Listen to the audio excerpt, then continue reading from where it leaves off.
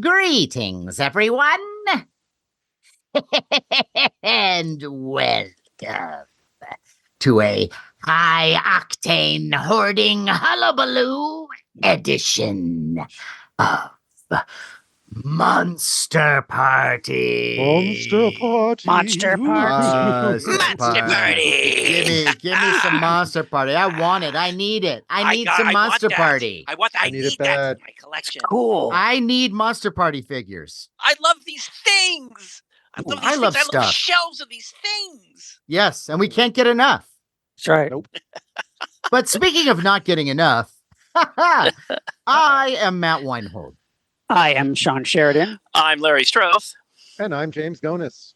And for this episode, we dip into the thing that we really love, that we're really passionate about. I would say bordering on obsessed. Yes. That is But in a good way. Yes. It keeps us young. Yes. I mean, I mentioned hoarding, but I want to say that what we do is different from hoarding, because I think the difference between a hoarder and a true collector is one, organization. Yes. Right. Agreed. Yes. Cleanliness. We have a bed that we can get to. Presentation. Presentation. Moderation, I think, to a certain extent. We don't just buy anything. Right. Prioritization. Prioritization, exactly. So, these are the hallmarks. These are the guideposts of this topic. Yes. And the topic for this episode, we're calling it, I really need that toy. I really need that toy. I really need it. That toy. And you know how it is. There are We've certain all been things. there. Yes, We've been there. Yes, Larry. We have James, been there. James, you've been there. It's my mantra.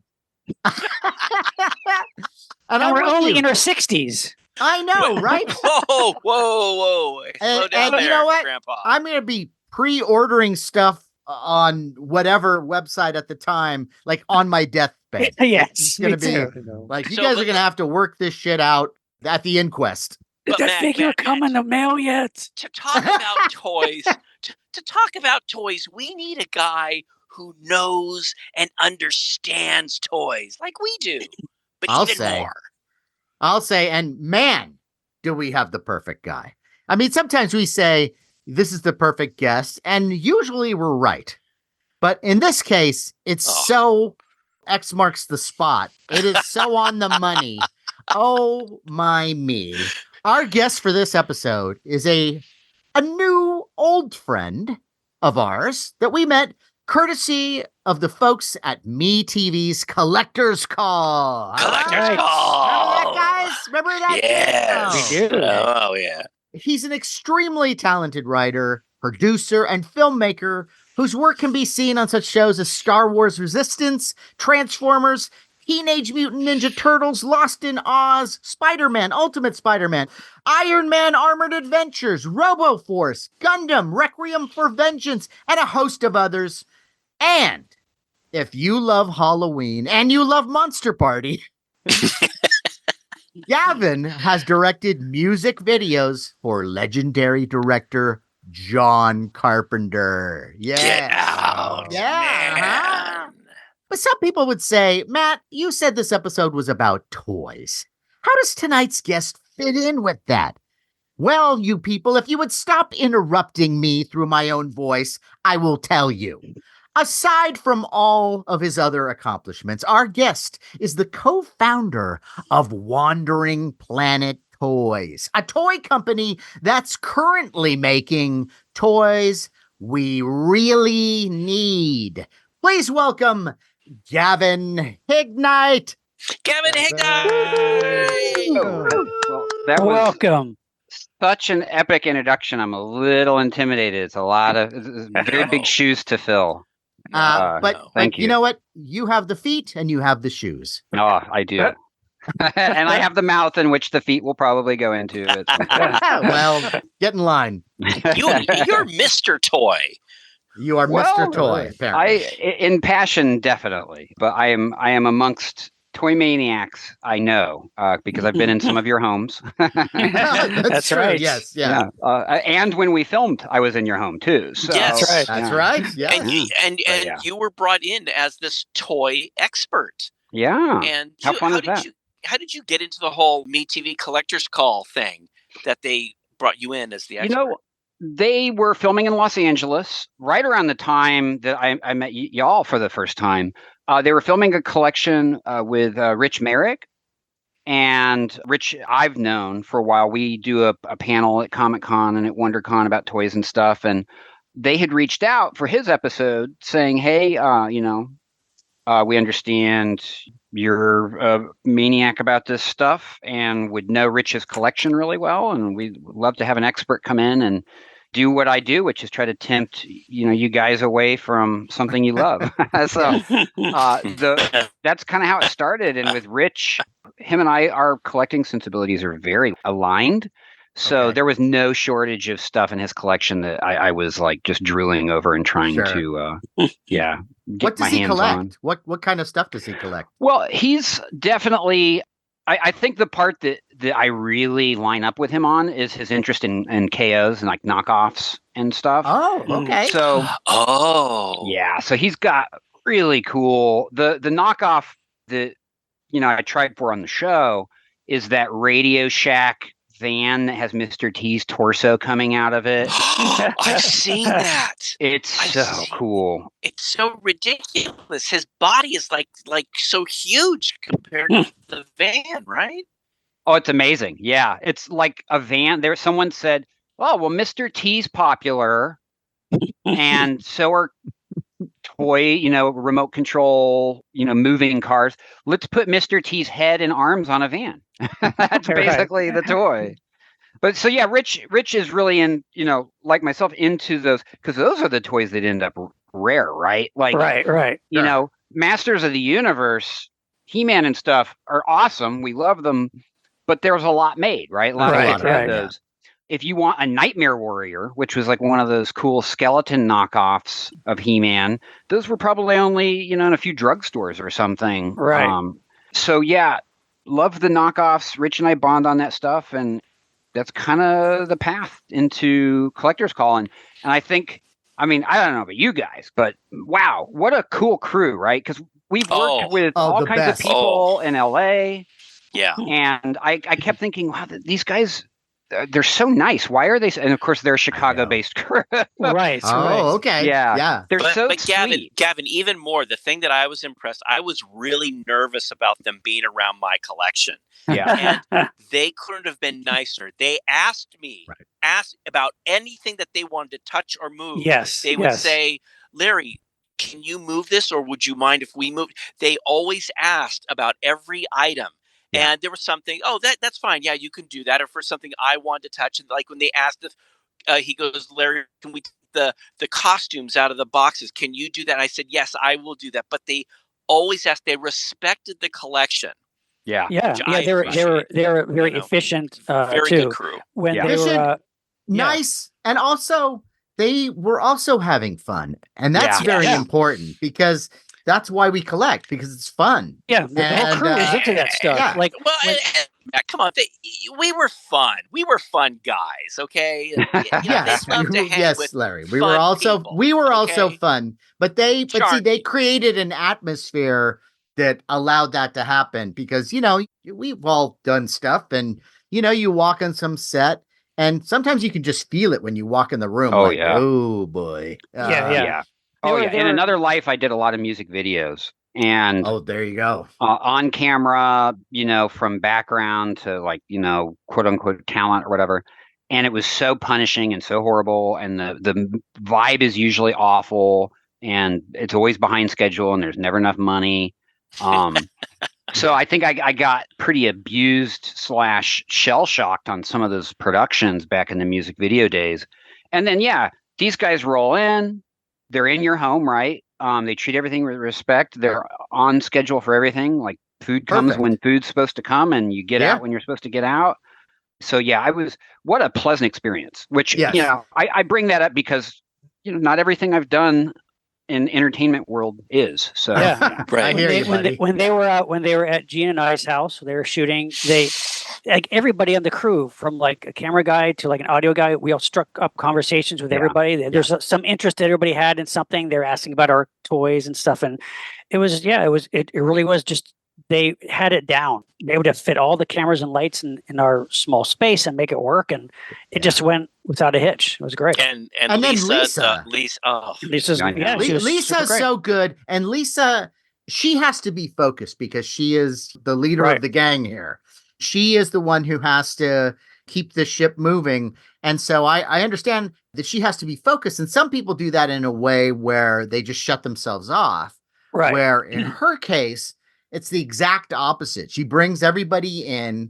She's yeah, got a great sense of humor. she does. She likes to laugh, and she's thick-skinned. Like I remember when she came into my house, I was like, she looked around. I went, "You want to leave, don't you?" And just joking, you know.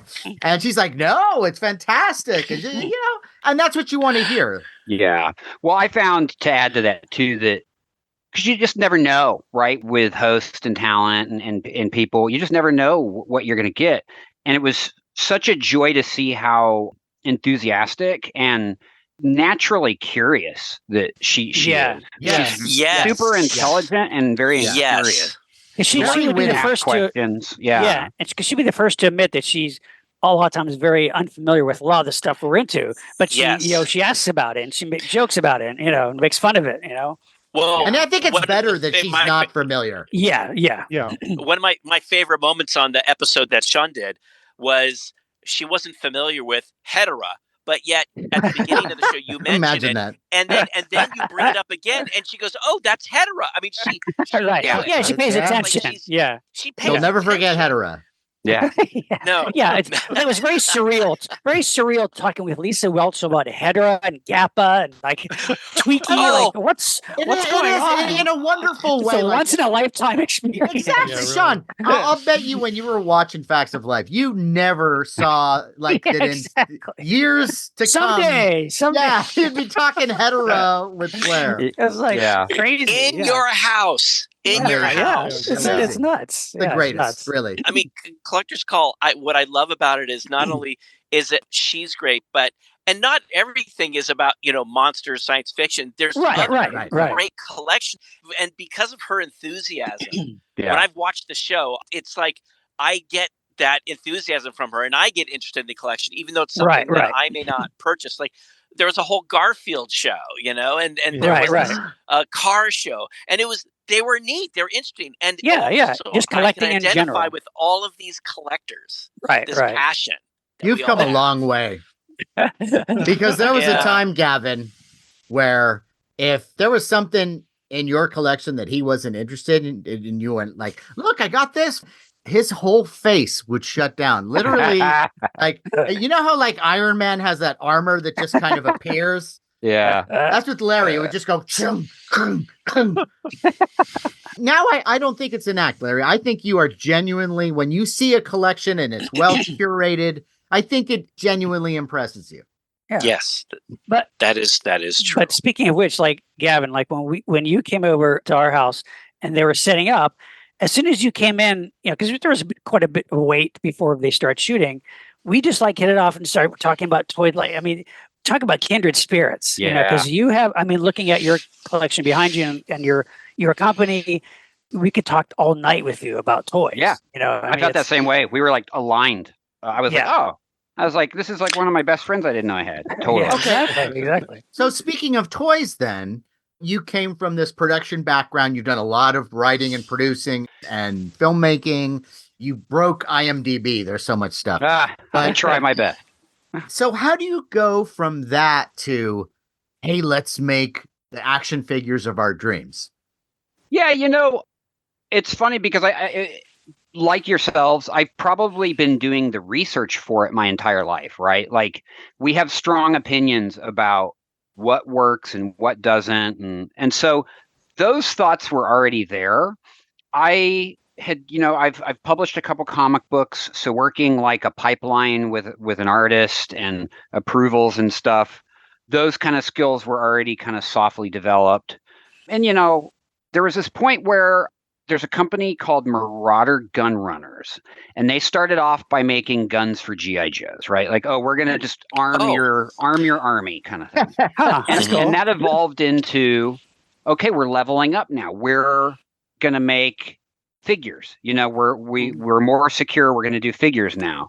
And about the time they started doing figures, the company called Fresh Monkey Fiction got the license of the old Eagle Force die-cast metal military figures that G.I. Joe completely destroyed in the marketplace in the early 80s. Oh, right. And Bill behind Fresh Monkey was like, I'm going to make Eagle Force figures in the G.I. Joe style. So they're compatible with G.I. Joe. You can like display them. And I saw this as a fan. I saw it on Kickstarter. I backed it. And that was really the inspiration for me. I was like, you know, guys who like the same things that I like are starting to like do this independently because of Kickstarter, because of crowdfunding. And that started to give me confidence. And so I would go to like conventions like Designer Con, and I would see Bill, who's behind Fresh Monkey, and I would just start talking to him enthusiastically about, you know, well, how you do this and stuff. And Bill went through absolute hell on that line and stuck to the ship. You know, because it's like shooting in the dark at first. He got in business with the wrong factory in China. There are no factories in North America or Mexico or Canada that can do this stuff, period. I don't care what anybody says. If you are manufacturing plastic action figures, two places, China and Vietnam. And Vietnam's newer, and most of those factories in Vietnam are owned by Chinese factories. It's like spillover. Wow. Why is that, though, do you think? Like, what is it? Because the painting, basically, there's so many regulations in the U.S. that protect our health that that the factories there are not, you know, dealing with, and that we just got priced out. I mean, like, think of all the manufacturing that used to take place in the U.S. that is so. When we first started on this journey, we were like, oh yeah, we would. You know, we would love to, you know, make toys in America and all that stuff. And it's just not the reality. Right. But so we went to Bill, who had been through it, and a contact of his name, Chris, who works with Four Horsemen and all these other companies. Oh. Chris was like, he put Bill, he's like, I know I have relationships in China. I know a good factory. Let me get your tooling over to them. So Bill had this like dramatic epic struggle to get the Eagle Force toys made, which he did, and he delivered, and they were great. And so when Doc Wyatt is an animation writer, he's a producer, he's a film producer. I always love to tell people the little trivia that Doc was one of the producers of Napoleon Dynamite, because it's one of my favorite films. And he made that before I even met him. Doc and I were, as we always do at story meetings when we should be talking about the job, we were talking about toys.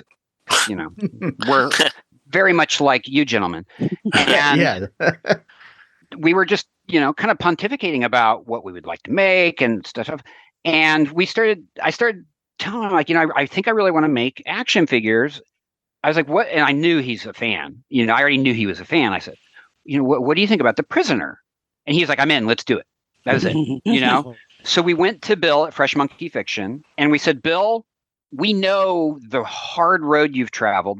We know you can tell us the mistakes not to make so we don't screw this up on the first one. And he really shepherded us. He really helped us. He opened up his relationships. And that's kind of how that relationship and getting advice from him and just the open book and the help that we got from him and from Chris, it really started to kind of show us, oh my God, there's a community. There's an indie toy producing community. And that's why we started making this panel at Comic-Con and at WonderCon, because it was like, oh, well, let's get all these people who know what they're doing together. Let's do Q&As and let's talk about making action figures, and we're going to learn from them. And like, so we were rubbing elbows with guys who were, you know, a couple years ahead of us with knowledge, and we really benefited from that. And it's just continued. I think we just did like the 5th or 6th year at Comic-Con with this panel.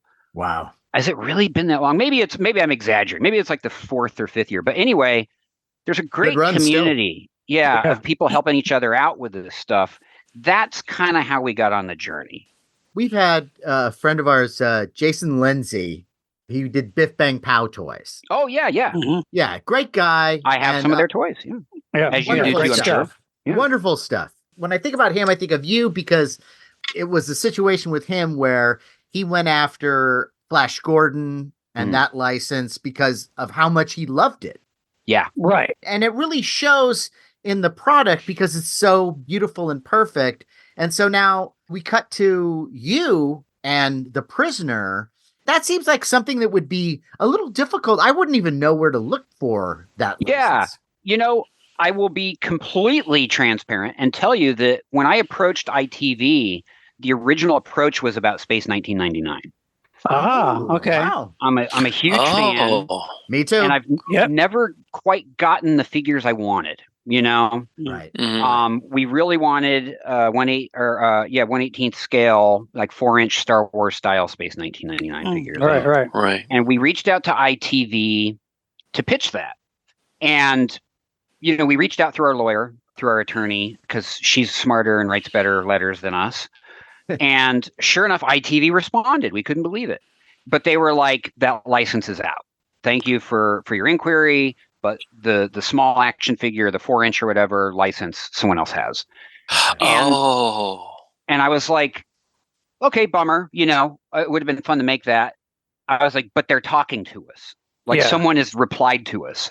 And I looked, I was like, what other IP do they have? And I saw The Prisoner was one of their IP. And that's when I reached out to Doc and I was like, Doc, what do you think? And Doc and I, the big question immediately was, we love this. We're big toy nerds and we're big Prisoner nerds. Do those worlds cross over? Are we going to meet other nerds are we going to meet toy people that love Prisoner enough to spend money on it? Right. And that was kind of a shot, not a shot in the dark, but it was definitely leading with passion. We were just assuming, yes, there are more people like us out in the world that have loved this show for 50 years and have never really gotten very good collectibles. Yeah. There's And hardly been any almost collectibles. nothing. Yeah. Almost nothing, right? Yeah. Like a dinky die-cast mini some Moke. books. Right. Yeah. Books. Right. And so in the very early days of it, there were a few people that were like, oh, yeah, you sure you want to do this? The woman at ITV that was, she's moved on to another company now, but when we started our relationship with them, she was just like, she thought we were crazy in the best way. She was tickled by it. She was like, okay, if you guys think you can do it, you know, let's do it.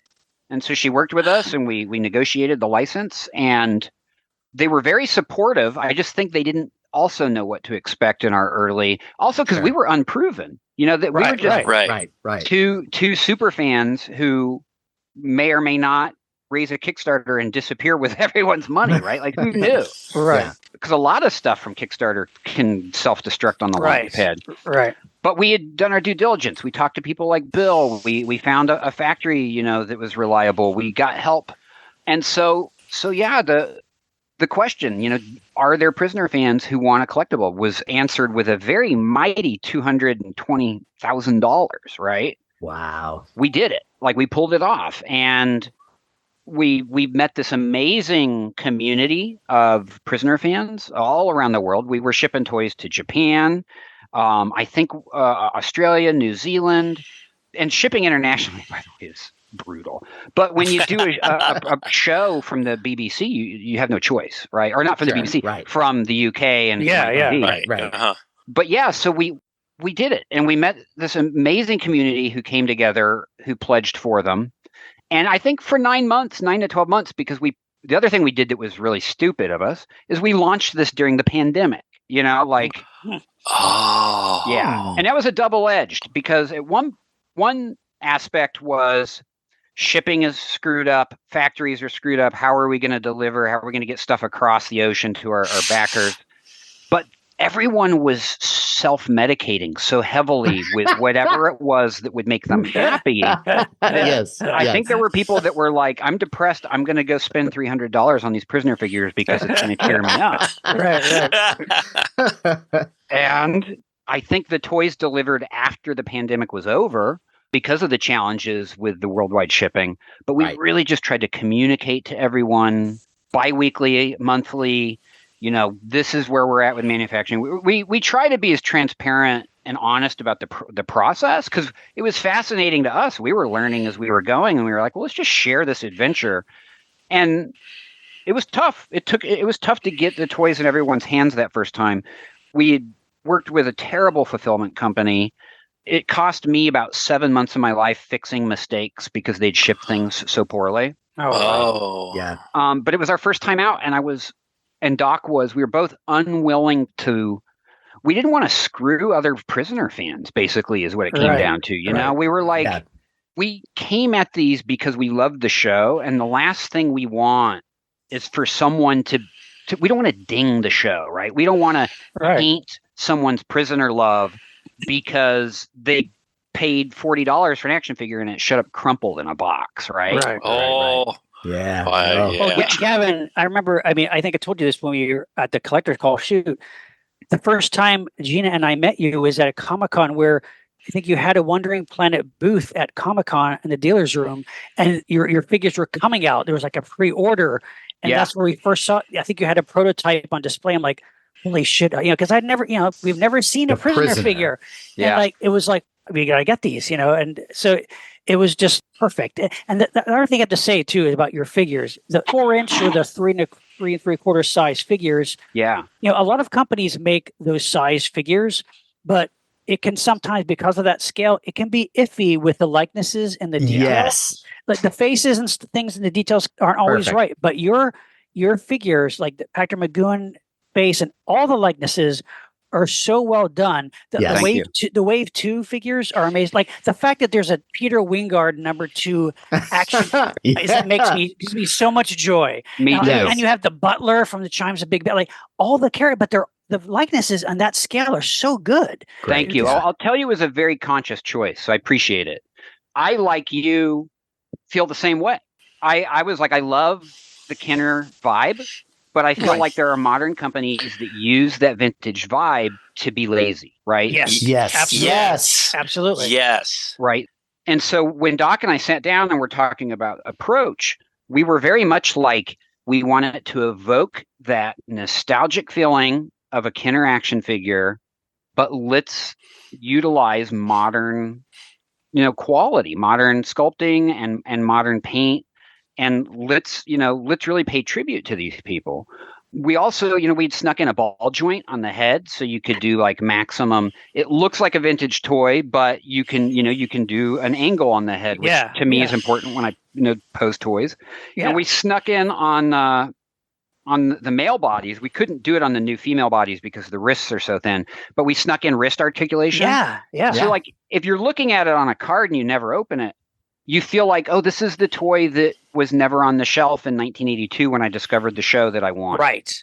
And when you crack it open, it's like, oh, but it's got a nice matte finish and it feels kind of like the show. And so I appreciate you saying that, because it's like a mission statement for us to have that vintage vibe, but not skimp on details like a likeness and stuff like that. Yeah, it's amazing that the female characters, I mean, it's dead on. That show was kind of famous for casting very unique, eccentric looking character actors. I mean, the best. And it's great. I mean, you capture all of it. The fact that we get to make Mary Morris as a number 2. Yes. Like, and this looks great. And we didn't do this with all of the characters, but we were like, well, her hat has to be removable because her hair is so awesome. There's no other reason than we adore her and thought she looked rad, in her like Peter Pan outfit and all that craziness. Yeah, that's so cool. That figure has a removable hat. Yeah, and then we made the taxi driver. We're really excited about her. She's so iconic for being in the show for like 5 minutes, right? Yeah, like one of the first people he comes upon in the show. And speaking of brilliant casting that's ahead of its era, right? Yes. Absolutely. Yes. Oh my gosh. Yes. The fact that you got Patrick McGowan, who we all knew from, Secret Agent Danger Man, and his unique vision in making that show, that was like the jumping off point, because you had this strange hero that you really kind of, within the confines of the series, didn't really know all that much about. You knew about as much about him as everybody else did. Yeah. And that was the fun of it. It was like this onion unpeeling. Yeah, totally. The Uh, Schizoid Man episode oh my. with his evil twin. Oh Yeah, man. yeah. I still watch it and I think, Yeah. well, which one's which? Yes. Yeah, Yeah. Yeah. And now again, this is toys we need, and you can shut me down if you need to. I'm ready. But okay, here we go. So now we have all these great prisoner toys, and they're this really user-friendly size. So I would think maybe the next phase would possibly be, oh, I don't know, a control room, the village, something along those lines. Number 6 car. is apartment. The I play will- set. Car. I will Okay. tell you Play guys set. something because we're friends. Okay. When we were working on Wave 2, Doc and I, because it really is, it's massively hard to manufacture this stuff. It's so expensive. The tooling cost, like the big metal tools that the plastic pours into is crazy expensive. And that's why we have to utilize crowdfunding and we have to do the pre-sales. When we were doing Wave 2, there was a certain dollar amount that we were like, if we cross this dollar amount, we can start talking about Wave 3. We were like, we can't get excited about Wave 3 until we get to this mark. We got to that mark. And the first thing we did when we got to that mark is start researching how to get the license from Lotus, which means we are actively pursuing Car, spelled with a K, K-A-R, Nice. his amazing little roadster, because I want that toy. That's a toy I want. It's interesting with crowdfunding because demand really dictates how far you can go with a line. And, Wave 2 was a very big success for us. Sometimes on Kickstarters, you have to be realistic. Oh, we're not going to make as much as we did on the Wave 1 or whatnot. Wave 2 did very well, I think, because of the strength of all those character actors and because of all the cool characters that you want to fill up your little village with. Yeah. But I was like, if we could only get out, say Wave 3 is it, like say we max out there, how can we not go for the car, right? We have to have his amazing little car. I know some people would love a mini moke, but to me, if I didn't own any other prisoner toys, but on my shelf was his car and him behind the driver's seat or standing next to it, I would feel very satisfied. So that's I'm with you. We're working on it. Yeah, That's awesome. That's awesome. And we also have no spoilers. Okay, no. Do what you got to do. Within the next 6 months, we'll have another prisoner announcement. Oh. And good stuff is coming. Oh, Right. Nice. isn't it such a great feeling, guys, when there's something that you had always hoped that someone would make a toy, and then you find out that toy is being made, and you just totally flip out. It's so funny hearing you guys talk about the prisoner. I remember when James and I were at Comic-Con, and I had no idea about this one particular company, but they had a display of these Christmas figures that I always wanted but never got because they didn't exist.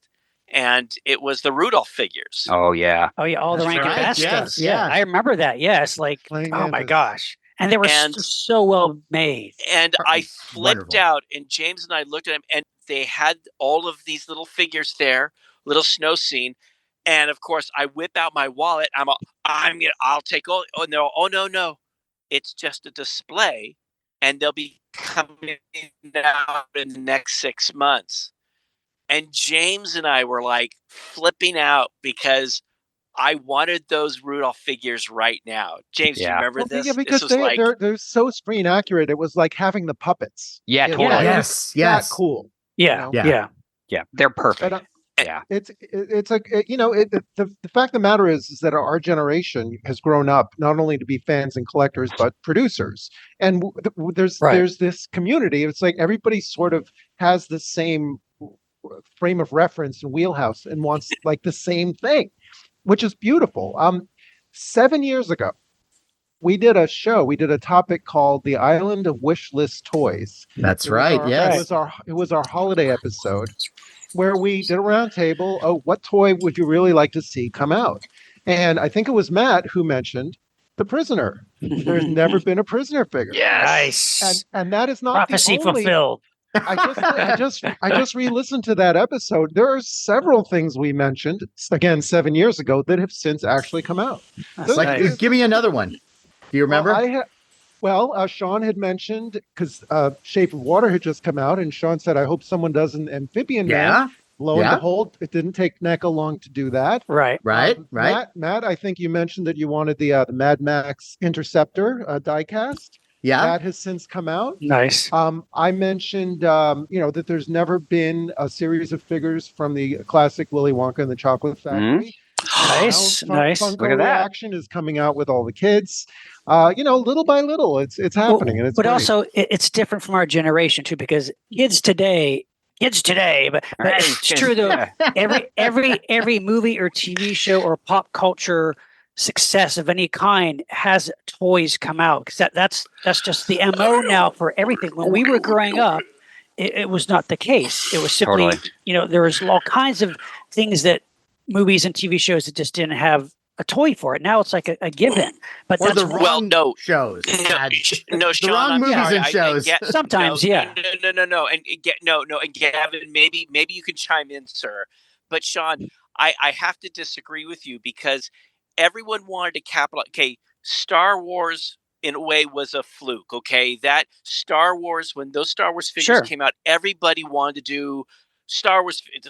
Hey, we'll come out with a property and we'll make a figure like Star Wars. And what they learned is, no, Star Wars was so great. That's why we wanted those figures. But maybe they didn't want the greatest American hero figure, or just something else. Right, yeah. So, Right, and I don't know if you remember, Sean, but when Avatar came out, the first Avatar that I know you really like, when that film came out, the figures came out and they were really skinny and small. Yes. And nobody bought them. There weren't any kids going, oh, I want my little Avatar figure.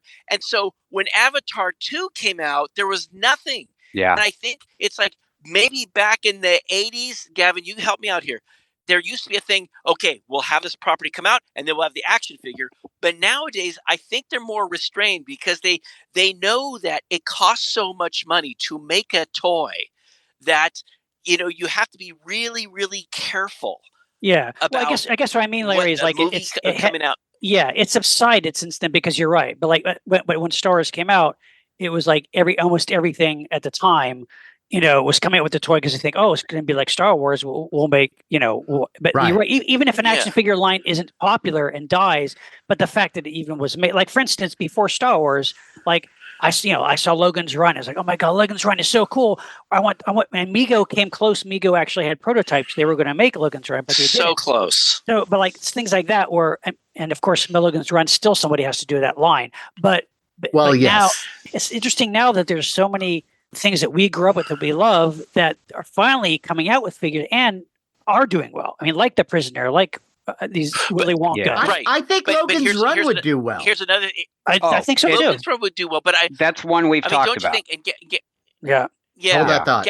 Gavin, back in the days of, let's say, 1982, 83, Yeah. during the heyday of Star Wars. Okay, if they make a figure, they're going to make 100,000 of those. Well, that's the difference. Right. Well, right. Yeah, Mass market to children. Now Yeah. if you make a series, you're not making 100,000 of these. Yeah. Maybe Very what few. was your Yeah. limit?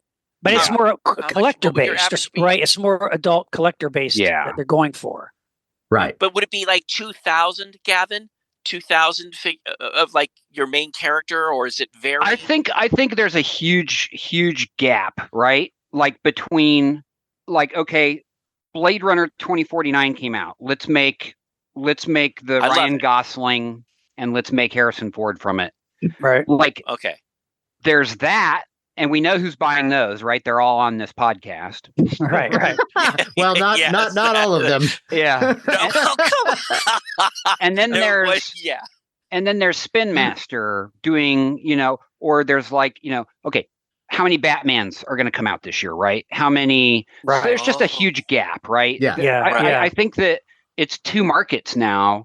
One of which is nostalgia based, and it's all basically 30 and 40 and 50-year-olds, some 60-year-olds, thank God for them, because those are prisoner fans, who are, adult fans like us, big kids who refuse to grow up.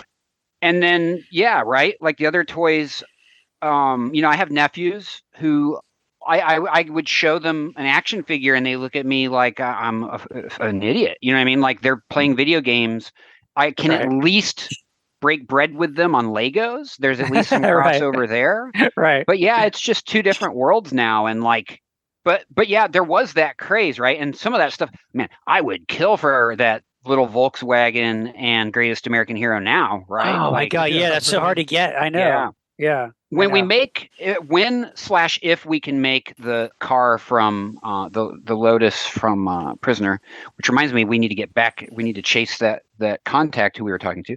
I would like to make it in that same way. MEGO had made the General Lee from Dukes of Hazzard. We would like to kind of emulate that style that MEGO had done those figures, because I think they were really good toys, very simple in how they were manufactured, but man, did they light your imagination on fire when you were playing with them. So yeah. Oh yeah. Well, and that's why with the return of MEGO, it seems to me like they're doing very well. And I wonder if any of that, you could probably tell us, if any of that is crossing over to a younger market. I know you said, and it's true, that a younger generation leans more towards the electronic. But I wonder if that MEGO stuff speaks to any younger people. I hate to sound doom and gloom about it, but I sure haven't seen it really speak to anyone. Okay. No, I think it's super nostalgia based. Yeah. Yeah. It seems to be, yeah. I mean, now that the new Planet of the Apes figures and Star Trek, I mean, it does seem to be stuff more that's our generation. Yeah. But what's cool about that is Target actually made an agreement with those guys, and so they actually have a special little place, an end cap, or a special collector section. Collector section. And I think that was really smart. And it's funny, every time I go to Target, I'll always walk by there. Me too. And believe it or not, I do see younger kids going over there. Thank goodness. And checking out the stuff that's there. And one of the things that they have there, it's not just the MEGOs, but also, and I know Sean doesn't like these, but the little pop figures. Yeah. The Funkos. And I know, but those are really popular. And they put those in the same section, which I think is smart. Yeah. Also, I think there is maybe some crossover more with the hardcore horror stuff, like Michael Myers figures. Oh, that's Jason, or It's Clown, or those kind of work for both generations. I think. Totally. I love too that horror is generational. That mom and dad will share a good horror movie with the kids. Yep. Like you'll see that family at Target all wearing Nightmare Before Christmas hoodies and stuff, shopping. I'm like, I love these people. I've never met them, but I know them. I love that. Yeah. We talk to them all the time. Yeah. Yeah. I will also. Oh yeah, right. It shows and stuff. Yeah. And, yeah. I'll also say about Target. And, as I segue into a pitch here to you guys, Go for it. I love that they're selling Gundam models and Gunpla. Yeah. One of the biggest highlights of my career, I will tell you, is that during the pandemic and leading out of it, I got to write and produce this Gundam series that's coming to Netflix in November. That's awesome. And being a lifelong anime fan and being a lifelong nerd, and literally having to hunt for like a Gundam model kit or mail order from some obscure company that could bring it over from Japan because it wasn't. Now I can walk into Target. I can not only buy one, but they're going to probably have an exclusive version that's like there's Target exclusive Gundam kits that any of us can just go pick up. But to like fans in Japan or Korea, where Gundam's also really popular, they're like, oh, I really want to get that American one, right? Like, how fun is that? Yeah. It's like a full circle moment. Yeah. So I'm really hopeful that come November, December, I'm going to be able to walk into Target and see the Gundam from my show. And like, that's cool. Cool will that moment be? Awesome. Right? That's awesome. Like, yeah. I don't know about y'all. I don't do a lot of toy hunting at Walmart. It's never living in Southern California. It's impossible for that to be successful. there's not a lot of Walmarts in LA County, and there's so many nerds here that you can't just walk in and That's find true. something, right? Yeah. Like the Yeah, toy it's true. pirates will beat you to it. Yeah, Right. they're in the but early for morning our- before the store opens. Like, But yeah. for our Yeah. listeners in the Midwest, would you say that, hey, check out Walmart for deals or? Check them Well, all. you out. know, I was where I was going is I love Target. I love how they Me curate too. everything. But I will say Walmart's doing something really cool. I don't know if y'all know Nacelle. Nacelle Sure. is Toys That Made Us and Oh yeah. Oh yeah. well, they're making awesome toys now. And they just got Sectors. Sectors. The Biker Mice from Mars figures are now being carried nationwide at Walmart. Like that's pretty cool because that's like but that's like not- almost reinventing the figure for Yeah. a new generation. Like Totally. the kids buy those and don't even know about the existence of that property from way Yeah. back. That's great, though. You know, yeah. But that's kind of like, in a way, to me, this is like a renaissance of Godzilla toys now. Oh too. my god! Oh yeah. my Because god. like whatever you think about the legendary movies, that's why it was so cool about Comic-Con this year. Godzilla's everywhere, Yeah. but it's not just it's Godzilla from the 60s Showa era up to the legendary films. They're all mixed together, and kids Yeah. and older people, everybody's that's They seem to really like them cool. all. Yeah. That's really cool. I agree. I talking about a toy that I needed. Yes. Now, I'm not a big fan of that series. I don't despise it or anything like that, but it doesn't really speak to me the way the other films do. Right. But some of the toys are pretty cool, and they've been getting better and better. And so the one that they did where it has the mist that comes out of Godzilla's mouth that looks like flame breath is That thing's crazy. So cool and works so well in real life. It's not like back in our day when we'd see the commercial and you go, "Oh wow, I can't wait to get that home," and then the minute you get it, or it melts. Well, Totally. let's face it, Works perfectly. the Godzilla we got in '79, the lever, the Shogun, Right. The little Right. fire come out. But now you've got this Godzilla that shoots out the colored smoke. So Yeah. and it works perfectly. It walks perfectly. I mean, it does everything. And so when I saw that demonstrated, I forget where it was, probably on some YouTube channel, but I remember going, "Oh, I need that." Yeah. And it's funny when we get into those places too, where you see something. I'm sure James felt the same way when you saw that Willy Wonka MEGO, because I looked at that, and that likeness was so perfect. And considering it's like $20 and it's just amazing. Yeah. And it was one of those things where you just go, well, there's no choice. I don't have I have to have this. You must have. There's no question. I know. It's talking about Godzilla collecting. I mean, the very first Godzillas that I collected were the Bondis back in the 80s. Me too. The first ones that were imported, and that got me hooked. And it came to a point where years later, it's like, boy, I've got almost all the major kaiju, but where's Titanosaurus? Well, sooner or later, okay, there's Titanosaurus. Right. Now I'm trying to think, like, there have been so many different variations and the output of even the most obscure kaiju. Yes. There's a company, Titanic Creations, that's got a screen accurate Yongari coming out, which is Oh my gosh. Yeah. it's so awesome. Fantastic. Gorgo, not long ago. I saw a friend of ours at Monsterpalooza had picked up a 3D printed T-Rex from the last dinosaur. Oh my God. Wow. It's like everything is coming out. And I know. some of it is limited and some of it is wide. But some of it's affordable. Yeah. Yeah. It is true that the niche stuff that's coming out now, like I don't know if you probably know about this, but I think it's on Amok Time Toys are selling it. It's this has to be the single greatest toy playset in the history of mankind. And this is Trick or Treat Studios. It's put out the Texas Chainsaw Massacre dinner scene playsets. Yeah, it is unbelievable. I think I need that. It's Sally strapped to the armchair with Grandpa, Cook, Hitchhiker, and Leatherface with the food, and it's unbelievable. What scale is it? It's like there's I like think a little larger. Around there. Okay. Yeah, and I think it goes like over $100, but oh my God, it's so amazing. A lot of bang for your buck. You got Grandpa with the hammer. You got the metal bucket. Oh my God! Like when I saw that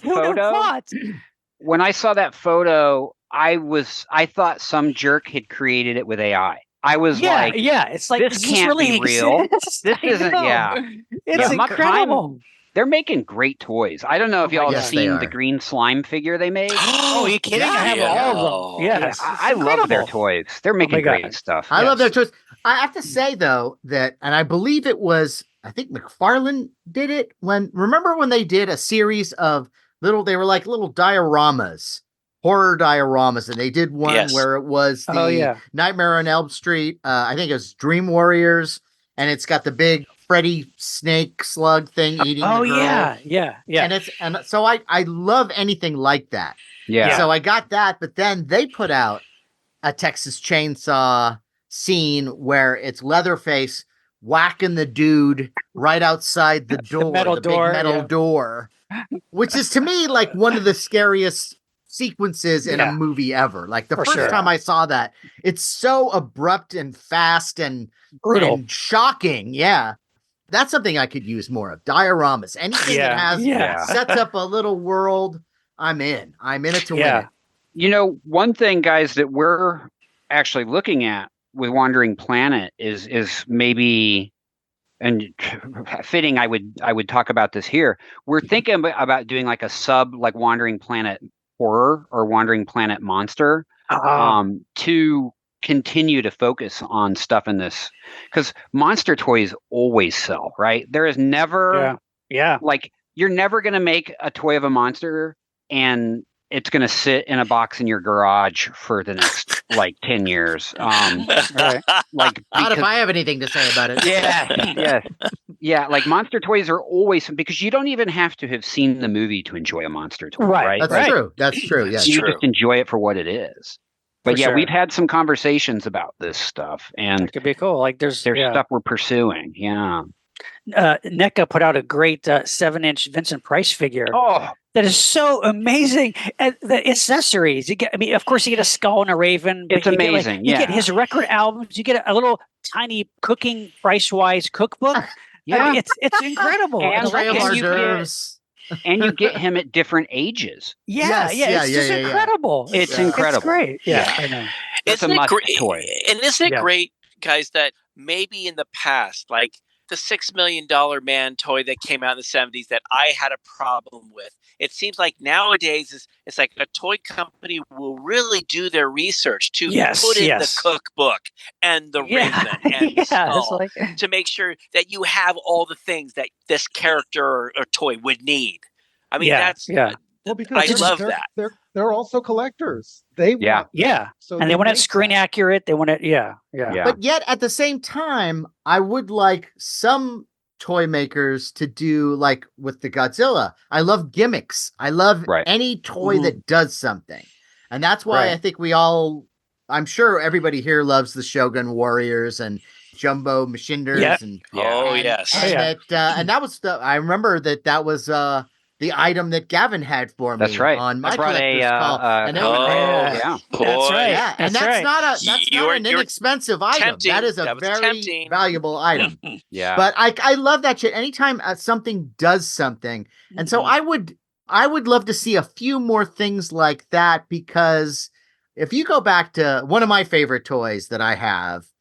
And at the time I got it, like I love the show even more now than since when I bought the toy. But the V figure, the 12-inch, 10-inch, I forget what the scale is. But it's beautiful. The clothes are perfect. It's like someone miniaturized the costume. And then on top of that, you've got the mask. Now, a cheaper toy company would probably choose one or the other. They'd go with the human face or the lizard face. No, you get a removable face, and then the tongue that goes in and out. It goes in and out even if you have the mask on. The human mask. Now, if they could have made it so the jaw opened up and it could eat a hedgehog, that would be fantastic. But like I love that kind of thing, and I would love to see more of that, because it's like Larry and I have talked about this. Anything that lights up is like, whoa, yeah. I'm a sucker for a light up toy. Yeah, me too. Yeah. But Gavin, since you're a toy guy, you're the toy maker here. Can I just throw in like just a little complaint or suggestion? Yeah, let's do it. Okay, because Well, one of the I things gotta that you strap okay, in no, for no, no, this. no. I Okay, know. so back in 78 and 79, when Kenner came out with those first Star Wars figures, you bought your figure $1.98. You go to the back of it, and it shows the other figures that are in the set. Yes. Here, collect all 12. And I Right. love that. That Me was too. a goal for me, dude. Yeah. I gotta get these, and so I would always go to the store and I knew which ones I had to get. Nowadays, I have an issue, and Star Wars fans out there who are listening could probably relate to this. You go to, let's say, Target, and you go to the Star Wars section, and there's a big Star Wars section. You go to their black lined figures, and you look at the back, it won't show, hey, here's what's in the set.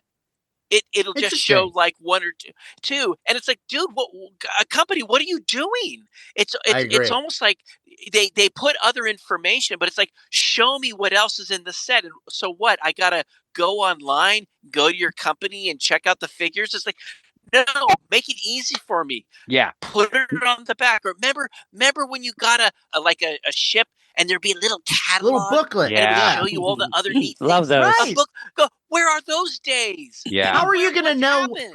How are you gonna know what you need? It's true. Right. You know, Yes, Matt. Yes. to add to that, Answer me, Gavin. Answer me. well, I love that was your complaint, because I can tell you, if you had a prisoner figure in your hand right now and you flipped him over, we did that. That's right. Yeah. And when we released what we call the second edition number 6, because we wanted the people who got them on Kickstarter to kind of have something special, but we needed to make more number 6 figures. So we were like, well, let's do a new card back. Let's call it a second edition.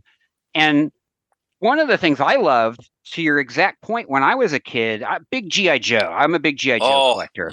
Sure. And on the back of G.I. Joe, there would sometimes just be a silhouette. It would be like a tease. Oh yeah. Yes. That's right. Brother and I would look at those silhouettes and those code names and be like, oh man, who's this Destro guy that's coming out, right? Like, and it was it fires up the imagination, and it is a marketing tool that's not being utilized now. Yeah. I mean, it's a little hard because at least for the indie guys, like at the level I'm at, you're like, can I afford to even render a 3D model of what's coming next right now, right? Like, but if, I would think if you're Hasbro, you have that. Come on. You can do that. Yeah.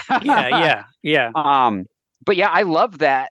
And those are the kind of details that evoke the joy for people like us. And so with our stuff, we're really trying to pay attention to that. The other big lesson I learned is you got to put some surprises in, because of the way marketing is now, because we're all going to look at that toy we want on Instagram from 40 different angles before we can get it, or we'll see it at a show. Right.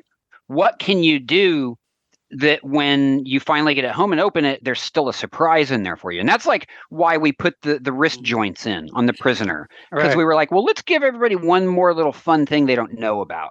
And that's cool. What taught me that lesson was actually there was a Han Solo from Bespin, a Comic-Con exclusive that came out maybe like 8 years ago. And if you bought that version and you got home and you tore them open, hidden inside the box was the pointing finger from when he's pointing at Leah's face. No. They didn't market it. They didn't advertise it. They didn't photograph it. Whoa. But if you know, right? I mean, it's not very gentlemanly like for him to point at Leah's face. Right. But we're nostalgic about that scene, and there was this hand snuck into the Comic-Con edition. That's cool. Wow. That was a real lesson to me is someone now making stuff is put in little fun, put in something like that. Give people a little bonus, A toy Easter egg. Yeah, totally. I think packaging new toys today with a little bit of that retro nostalgia approach is cool though too. Like kind of an innocent, playful thing. Like kind of as if it was geared toward little kids, but it's really the little kid in you. Totally. Going forward. I don't know if y'all saw how we packaged the Nancy Drew figures. Yes. But wow, am I proud of that packaging. Like the book, I love that. Yeah, it looks just like the book because it's a mystery, right? And how many Nancy Drew stories probably had like the book on the shelf or whatever with like the hidden key in it or whatever. Right. Yeah, that's great. We mined that, we were like, well, because our whole thing on the Nancy Drew figures was our love, not only for the books, but those gorgeous covers. And that's, that's how Right, Nancy was depicted. And so it's like, why not give people something they can literally put on their bookshelf with their other Nancy Drew books? That's great. Yeah, Packaging is a huge deal to us. The Rover edition, if that was the only toy I ever made, I'd still be satisfied, which is our sphere, our white sphere that the prisoner's in. Yeah. I can't tell you how hard that was to convey to the factory, because they were like, they kept sending us back clear bubbles, and we'd be like, no, we actually want it painted white. We want it. Right. But you can't see the toy. We're like, we know, that's the point. Like, Gavin, you gave that as a gift to Gina and I when you showed up at the shoot for us with Collector's Call. That was a little gift you gave us, that figure. Yeah, that's great. If I had the resources, I'd give one of those to every person I met because I love it. And I'm proud just of it. us. Yeah. That's fine. Yeah. Oh, just you guys. You gave me that nice number 6 without the badge. Oh yeah. That's another one and that was very nice. That was direct, and that was one of the good things about like doing a Kickstarter is you hear from people in real time. And when we launched The Prisoner, our thought process was, if this toy was made in 1982, he would have the badge. Yes. It's just that's how toys were, right? Right. Like $6 Million Man's jumpsuit probably says $6 Million Man somewhere on it, right? Yeah. Right. Yeah. If you watched the show, he didn't have a name tag, right? Yeah. But so fans of The Prisoner, who are very outspoken and very passionate, some of them were very unhappy with us. They were like, really? He would never wear the badge. It's a sign, him removing the badge in the first episode is a sign of his rebellion. And right. And I can't get that. And we couldn't argue that, right? We're like, you're right. And when we realized we were getting enough backers and we could afford it, we were like, okay, let's put into the tooling another jacket that doesn't have the badge. So, fans could get either. And they would need them. They would need that figure. Yeah, he's like, oh my gosh, they made it. I got to get that. Yeah, totally. And so that's how we called him the Beach Escape version, because the card back art, he's running away from Rover. Right. But yeah, how cool is it that in real time we were able to react? We were able to afford to make both versions. Yeah, you're not working in a vacuum. You're actually getting feedback. Totally. Yeah. And that's good and bad. Fans are passionate, and sometimes they yell at you over stuff that is just nonsensical. I'm sorry. I'm going to say that. I apologize. I know I'm in that category. I've done this. Look, James. I think James would agree with me too. There have been times when we would go around at Comic-Con, and here's Sideshow. I have to complain to someone, and I have to come. And so I was one of those guys, and I'm sorry, but Gavin, it's because I want you guys to do good work. I want the toy. I'm thrilled that a toy company is making this toy. Yeah. But it's got to be right.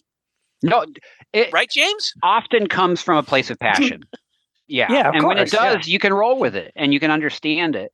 And there's definitely, there's a difference between angry person on the internet who's going to complain about everything and someone who's passionate. Right. Yeah, there's a huge difference. Right. Yeah. It's just an amazing thing about either Twitter or YouTube. Somebody will put a post up about, let's say, unboxing a toy. And it could be the most general, I'm gonna unbox the new deluxe Boba Fett. Okay, great. And the guy's showing you all the little features and everything. And then you see the comments. And the comments usually start with, oh, that's really cool. They go, oh, I didn't know he came with an extra gun. Okay. And then as you go down, it's like about, it goes to like 50. And next thing you know, you motherfucker, it's like, it completely devolves into a bar fight. And then, after that gets racist for no apparent reason. Right. And it's strange, and I think that there are people that are they troll for anything that they can attack. And passionate people just want it to be right. That's all. Yeah. No, let me I'm tell more you like that. What it's good. What it's done to my emotional health to read comments on a trailer of a Transformers episode or a Star Wars episode of something I've written. I've spent time writing, and it goes onto the internet. and then you see that exact same de-evolution of society in comments. Yeah. I don't read stuff anymore. I used to. That's wise. I used to have this ability to be really excited for the positive stuff and let the negative stuff roll off my back. Yeah. And now I don't even. I'm like, no, That's I'm just tough. gonna spend my time watching old TV or making other stuff because I Right, don't. Exactly. No, right. I can't I imagine can't what it take would this be abuse. like. Yeah, I can't imagine what it would be like to be a kid now I with a know. screen and any kind of social media. Because I mean, I would crumble over less as an adolescent. Yeah. You know, Right. These kids Gavin, have pretty thick skin comparatively. Yes, but Gavin, I just wanted to chime in about, you mentioned Transformers, okay? Yes. And I know you've written for this. The show is, I need that toy. I've never been the biggest Transformers fan, but recently there's this robotics company, and I don't remember the name. Have you guys seen this? It was on the internet. That it's a perfect Transformer that is in a truck, and then it transforms right in front of your eyes into that big and it talks, and it does its little poses, and it makes sounds, and again, like that Godzilla that Matt was talking about, Right. It's But way got better. lights and Like, it moves, and Gavin, it's amazing technology that's out there that now it's like, oh no, just bending piece of plastic. Now I can actually have my own Transformer. It's like and straight that's from the a toy movie. I want. I'm not even It's big very fan of the cool. show, but that toy is so cool. It is. It's I gotta have it. You know what's? I hate to tell you, for me, You have it. No, I was going to say that's You have what I two don't of them, want. don't you? Oh, Like, you what? don't want it. Yeah. Okay. You don't want that? What's wrong with you? To me, I want to hear this. I'm like, I marvel at the technology. I marvel at the ability and that it exists. But for me, as someone who really as a child really played with stuff and acted stuff out, and I like being able to do it. I see. like, and now I'll got tell it. you about Transformers. When I was younger, I would read the directions. I don't read the directions anymore. Now it's a puzzle. And I hope that it will like ward off Alzheimer's or something if I keep Keeps the brain active. Yeah. Totally. So now as an adult with Transformers, I like the problem solving of it. It's like a puzzle for about an hour. I'm really into like the puzzle piece. I got to tell you a really funny tidbit I learned. So, when you're writing a show like that, there are consumer report, blah, blah, blah. There's all kinds of research. And one of the things that always stuck with me that I thought was kind of hilarious is that American parents would write in to Hasbro and complain that these things are too complex for my kids. And parents in Japan and in China would write in and say, oh, these aren't complex enough. No. What does that say about him? Yeah. Oh man, we're oh man. And I that really stuck with me. I'm like, the puzzle aspect of it, the problem solving aspect of it. Those are cultures that are encouraging their kids to problem solve and to figure things out and to engineer. And we're not. We want fast, whatever. Yeah, everything done for us. Totally. I want both. I know, right? Yeah. I like the Transformer that Larry brought up. That's a perfect example of something that I like a show. My favorite, the best concert I've ever been to in my life was Kiss. It just you like a show. I like a show. And so that's what that is. But I also like the other thing too, because I like doing that puzzle solving thing, and I like being able to, like, how many times have you guys got a Gashapon figure or one of those Japanese box toy candy figures? Yeah. And you can't read those instructions. You just kinda, and maybe you look at the pictures a little bit, but most of the time you just go, hey, I think this fits here. Yeah. And that's fun. The next thing you know, you're not thinking about, the end of the world or your But also, Matt, relationship. Matt, we've all grown up building model kits, and Matt, today you repair toys and you that's true. customize toys. So that's part of what's in our DNA, I think, too. So that, as far Younger as toys, at generation. least, Yeah. Well, model kits is one thing, but puzzles. Look, I've never been the biggest fan of puzzles. Look, I got a Rubik's cube. I would move it once and turn it back to keep all the colors the same. Same. And I kept it that way for eternity. I like it if I press the one button. I press the one button and the transformer does it all by itself. And Gavin, it talks. It talks and it makes noise. I dude. know. Come on. Gavin, it's and your me as friend. a kid. And me as a kid, I didn't want a toy to talk for me because I wanted to do the voice. Okay, I can see that though. Yeah. Yeah. I That wanted all makes to. sense. I was Makes making perfect sense. scenes. I was like Right, playing you're out writing in scenes. your head. Imagination. Yeah, exactly. Larry, I have to tell you, I don't know if you've seen it. There is a really cool toy coming out that is a Rubik's Cube that transforms into a robot.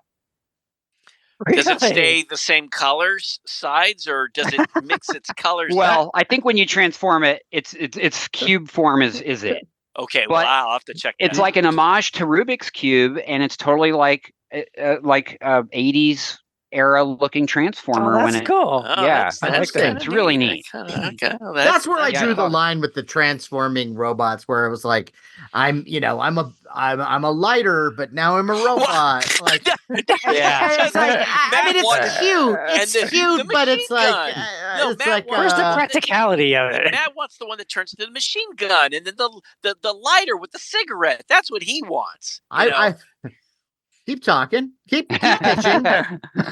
I'm making notes so we can manufacture that. All right. Yeah. So, toys we need. Now, this is something that this is a saga for me, and not to heap any more praise on NECA, but they did do recently this line of Ben Cooper costume. Yes. Figures. Oh my God. They're so great incredible. and they're so perfect. And I missed out on them because at the time they came out, I had no money. And it's just life. That's how it goes sometimes. Yeah. Now, of course, they're all ridiculously expensive. I'll go back at one point and get the ones that I really want. I don't really want all of them. I just he has like 3 waves now of them, right? Yeah. Okay, well, Yeah. here you go. So here you go. So I missed out on the first one. I don't really care too much about the second one. But the third one came out, and I just tonight I pre-ordered it for one reason. And now there's 4 figures. Can I guess what that reason is? Okay, go. Is it the alien costume? It's the alien. And so I want that toy so badly. I see, now I'm not a big Gremlins guy. Me neither. And so neither. you get 2 Gremlins costumes and then Beetlejuice, which is fine. It's cute, but it's like the cartoon Beetlejuice. I could only find them in the set. Yeah, I know. So I bought the set. I'll give them away as presents or I'll sell them or whatever. But I had to have that alien costume. And James Gonis, I'm guessing you did the same thing. Actually, I did not. I did not. Because he is a big alien fan. Yes, he is. But I didn't have the same nostalgic connection to that costume that you do. I never owned it, and so neither did I. I remember when it came out, and I was angry because it has a picture of the alien's face on its But of chest. course, but that's the charm of it. That's what I love about it. That's what's so great about those costumes. It's the missing piece from my alien shelf. Yeah, that's great. I needed that so badly. And it's so, like, when I think about it now, I put it in the same category as, like, the Talking Freddy Krueger, things that were so inappropriate. Yes, right. You've got this Giger design and a little kid with I know. this It's thing. amazing. Like, It's fantastic. Hey, is that a cock? Or what is that? Yeah, right. Yeah. I mean, I can't wait to get that. Yeah. As I get older, I appreciate the goofiness so much more, right? Yes. As a kid, Yeah, me too. I would have been like, no way. That's stupid. Yeah, right. Yeah. But right. as an adult, and that's why I like knockoffs so much now, because I like how bad they are, and right. I think that those costumes, when we were kids, I never thought those were cool because of the plastic with the picture of the thing you're supposed to be. Yes. Right. I hated them. And now as an adult, I'm like, oh yeah, that's so fun. It's so stupid. Yeah. So, Yeah. It's great. But I've gone through the same kind of crisis of what to do with that wave 2, because I don't really want the other ones, and I've not found that alien available anywhere by itself. And I know, like that first wave, man, those things are going to skyrocket. But Yeah. I have to jump on the NECA train with you and say that, and I say this as someone who's been making toys the last 2 years, 3 years. They are making the best toys. They really are. Yes. They are. Yes. Those incredible. Universal monsters that they have made. Oh, beautiful. I love them. They bring me such joy every Yeah. time a new one comes out. I can't wait. I love that they've kind of expanded a little bit beyond Universal, and we get like the Nosferatu or the Vincent Price. Right. Yeah. And now that they're getting in the Hammer horror, oh my god, Oh my it's God, amazing. No, that Flash Gordon Wood Beast Challenge playset where he sticks his hand in the Yeah, that's freeze stop. terrific. That's fantastic. I know. I saw that and I was like, I mean, the only other thing they could have done is Atreyu and his drowning horse, right? I'm like, Oh, yeah, wow. yeah, right. I'm Maybe like- that's coming, you know? I'm like, you guys have zeroed in on one of the things that traumatized me most as a kid, and you've made a toy of it. Right. I Yeah. want the Princess Aura anything. Yeah, where is Princess Aura? Come on, where's that? Yeah, I wonder, figure? maybe it's a likeness rights Well, the issue. NECA yeah. Voltan, the Hawkman figure is unbelievable. You get like 5 different Brian Blessed faces. Yeah. It's like It's incredible. pretty amazing. Yeah. It's, oh my God, it's just incredible. Now, Sean mentioned customization and that Matt was doing it, and that also kind of leads me to this thought, which is different from the way that things were not that long ago.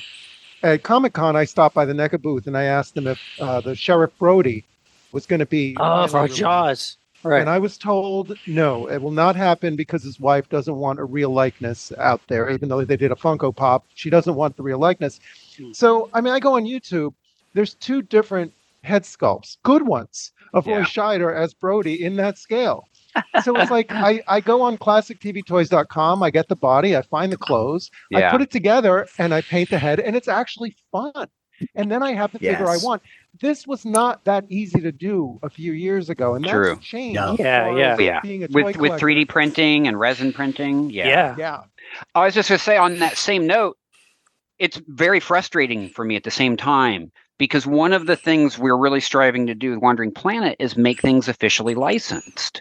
And Oh yeah. there's been a couple properties that we've gone out for, we've tried to get, and we've politely been told no.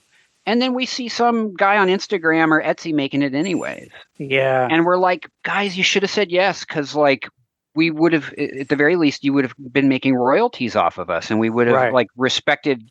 And it's like, yeah, it's like the sky is the limit now with technology, right? If someone has talent Yeah. and they can sculpt in like ZBrush or something, they can have an Etsy shop. And I, there's been a couple things I wanted a custom of that were never made, so I went to Etsy and bought a head. I'll Sure. admit that.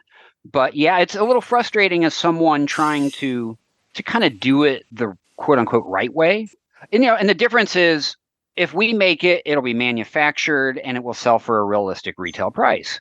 But like y'all are the same as me. If we love something enough, we'll pay a lot for it on Etsy from someone who's only making maybe like 10 of them or 15 true. of them. Sure, right? sure. If It's like well done. distinctive dummies, like that kind of Yeah, stuff. Or yeah. or BRENTZ dolls. BRENTZ dolls, they at Yeah. one point, I loved the stuff that he was putting together, but then one day I just see he makes a Ghost and Mr. Chicken Don Knotts figure. Yeah, And yeah, and you- like, talk you have about to talk have. about a toy I need. There was no question.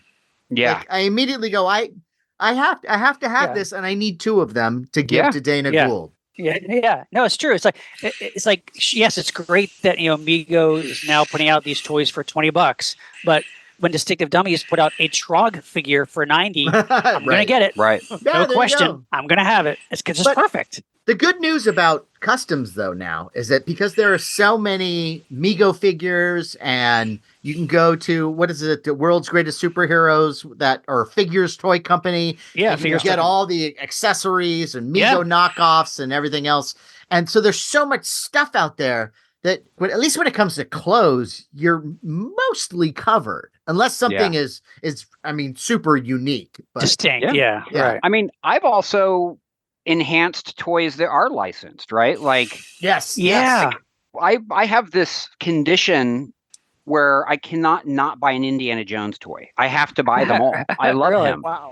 And Nice. the Hasbro figures that came out with the new movie, like the Black Series style, I think they call it Adventure Series, the 6-inch. They were very hit or miss. There was some of them were incredible and some of them were not. But then I'll go to like a third-party accessory guy who made his revolver and his belt and his whip, and I equip my figure with that. And all of a sudden, I have the Indiana Jones I always wanted, right? Cool. Oh, yeah. I love that. Yeah, that's me too.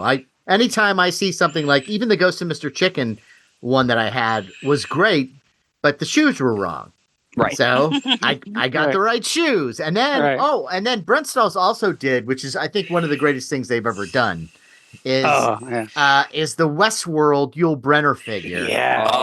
With the removable face. Yeah. Okay? That's the best. But he had chaps on, and it was like, it wasn't right. And so I went to, I think it was Figures Toy Company, and got some jeans and I dyed them darker. And like, I mean, I and you want it to be right. Right. And once it's right and it's on your shelf, it just there's a joy. James, Yes, I know you feel the same way. It's like, and James, I feel like you and I should maybe start a custom toy company or something, at least in our 70s, Right. Retirement. You'll need one of those big magnifying lenses with a light around the edges, so that'll be my glasses. Yeah. I need that now. Me too. I'm going to backpedal for a second, because we mentioned Logan's Run earlier, and it felt like you had something. Was that on your radar? Is that something that you can share? Oh my gosh! About, or? We haven't figured out who to reach out to, but that's been one that Doc and I have discussed. I love that era of sci-fi. Me too. I feel like it's just one of those things like Prisoner. I'm like, there's got to be other people out there that would want this toy like I want it. Yeah. Especially I think about, because you always look at a movie or IP and you think about what would a wave look like, right? And you can easily see, Logan. You can see, I can't remember the name Jessica, of the Jenny Agutter. Yeah, Jenny Agutter. And then wave 2 is Box. And then do the outfit right.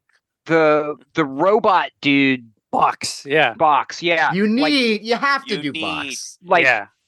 When you get to that part of the movie and you see him, you're like, yeah, these are toys I need, Yeah, totally. Yeah, absolutely. But yeah, and I also think about just the amazing graphic design of the posters and all the art, international art. And I think, because we're always thinking about, how can packaging, like Super 7, packaging is so important to us. Yes. And how can we explore and make it part of the art, right? Absolutely. And Logan's Run would be incredible. Those guys do a great job on packaging, man. Yeah. But you're right. You're right that the Logan's Run poster, and even like anything that you kind of extrapolated on from the poster, those bright colors, and I mean something that would just jump off the shelf. Totally. Yeah. And then I want an Andromeda Strain playset. Somebody can do that. I want the powder.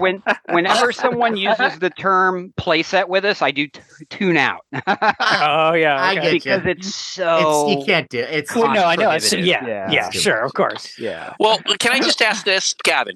Just hear me out here, okay? Remco in 1980 had the little Universal monster figures. They were Star Wars figure size, and the playset it was. It was cardboard inside the vinyl. Yes, I have it. Matt, did they do Planet of the Apes? Okay, yes. Well, I mean, the Batcave. There were so many. Prohibitive. How difficult would it be? It's a piece of cardboard insert, inside the plastic laminate thing. Come on. We are connected, Larry. I was thinking the exact same thing.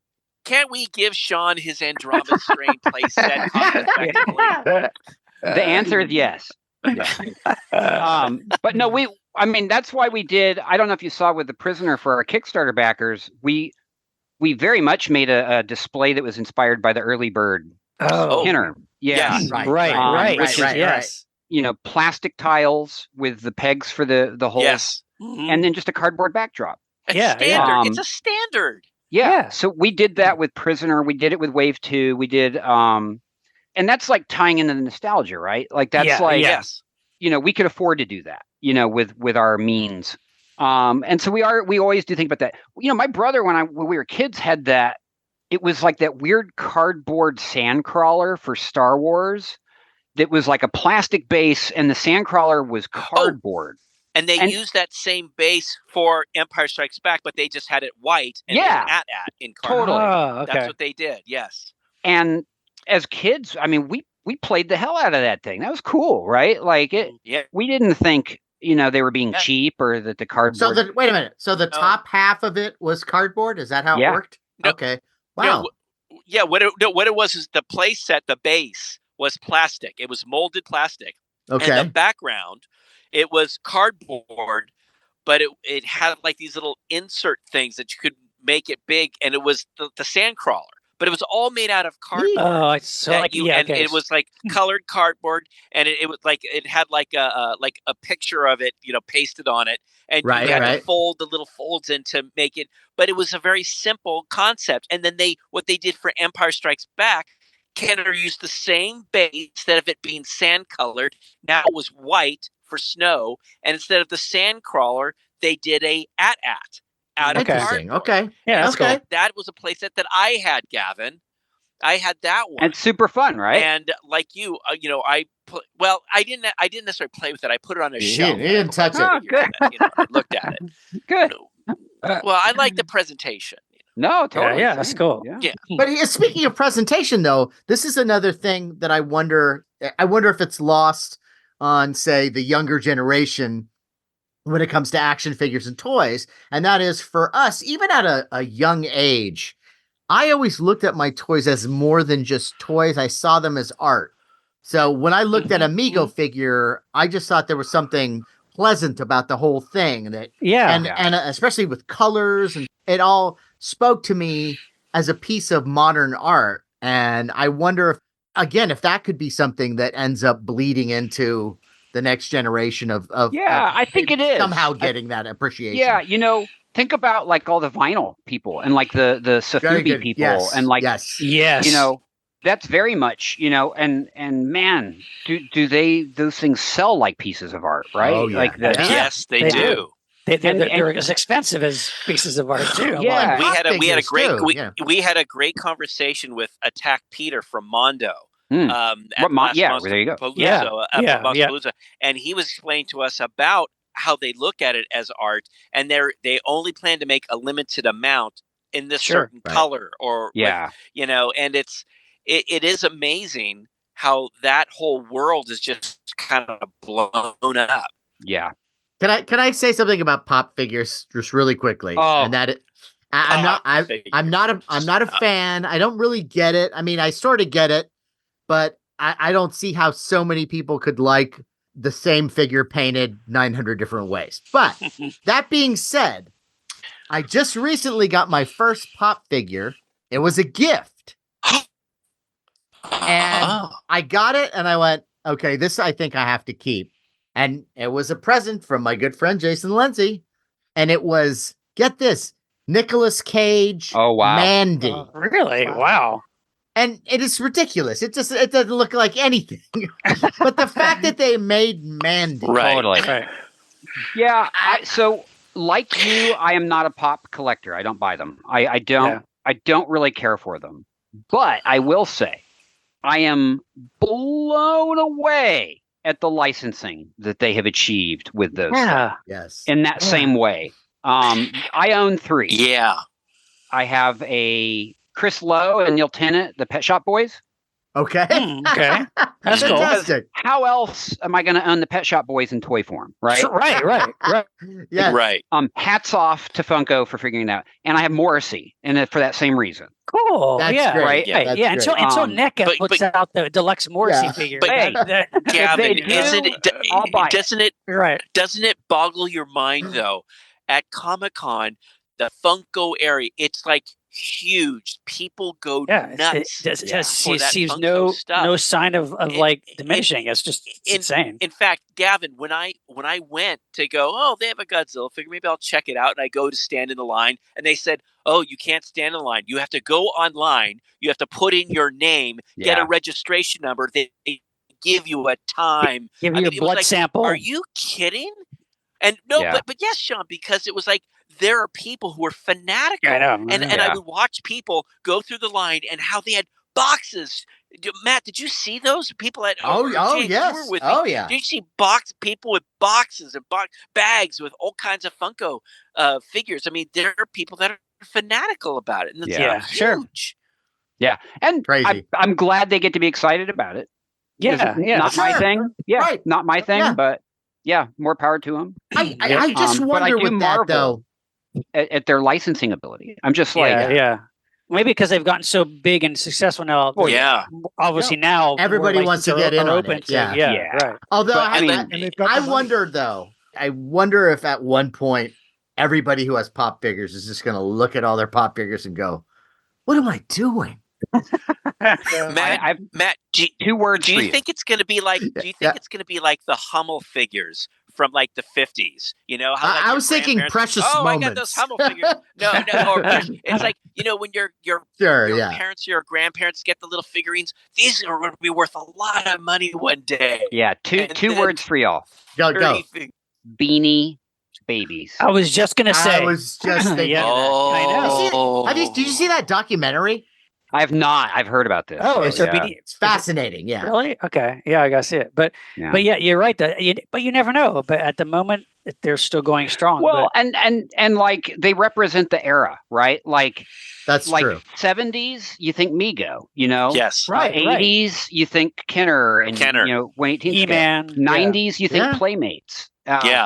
I don't know about the 2000s or the 2000 teens, but now you think, you know, Funko. Right. Yeah. Well, and you can't underestimate nostalgia, as we've learned here. And totally.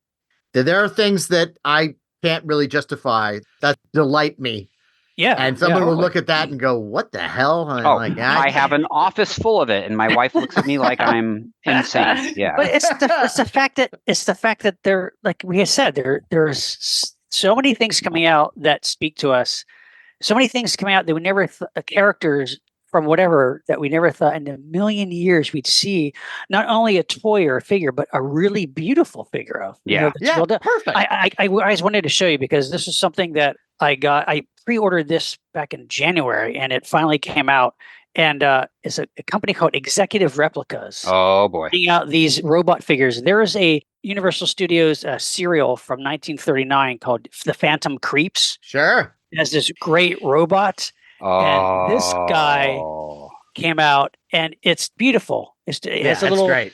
You can open up his little. That isn't. Yeah. So here. For listeners, Sean is showing us the robot, and it looks amazing. We'll have He's opened up his chest, and he just pulled out a joint out of it. Box. I mean, it's even amazing. The box is beautiful. Box is beautiful, and it's a serial with Bela Lugosi as a mad scientist, and has this robot that goes around doing his bidding. But I love it because it's kind of like almost like a tiki head meets a robot. You know, he has bendable arms. He's just fantastic. It's like I never. I don't want to put you on the spot, but I have to ask 2 questions. Okay. Who did you pre-order it through, and what does that thing sell for? First of all, amazingly, they put out not only this 8-inch size one, they also put like a 14-inch size one. Wow. Which I don't have the room for that, but I ordered it from Monsters in Motion. Okay. Because I'm on their newsletter. Yeah. And so it wasn't cheap. The this 8-inch one was like $190. I think. Okay.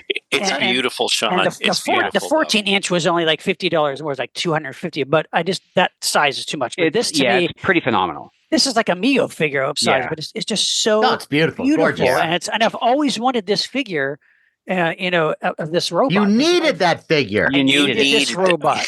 Yeah. So again, as an example of like you never know what's going to come out. It's going to totally speak to you. You know. Right. My wife. Speaking of robots, my wife insisted that I mention this yet again, and that is that one of the things I need is a full-size Robbie the Robot with all the working parts. Right. And she says that I will have it before I shed this mortal coil. That's a good wife. I knew about 20 years ago when the new Doctor Who era really fired up. Is it really 20 years ago? Let's say 15. So. Wow. Yeah. Right, yeah. I knew a couple that got a divorce because there's a man and wife, and the man in the relationship bought a full-scale Dalek, and that was it. That was the tipping point on the relationship. No. Nice. Yeah. So be I need aware, that too. Matt. Yeah. Yeah, well, full scale could mean marital problems.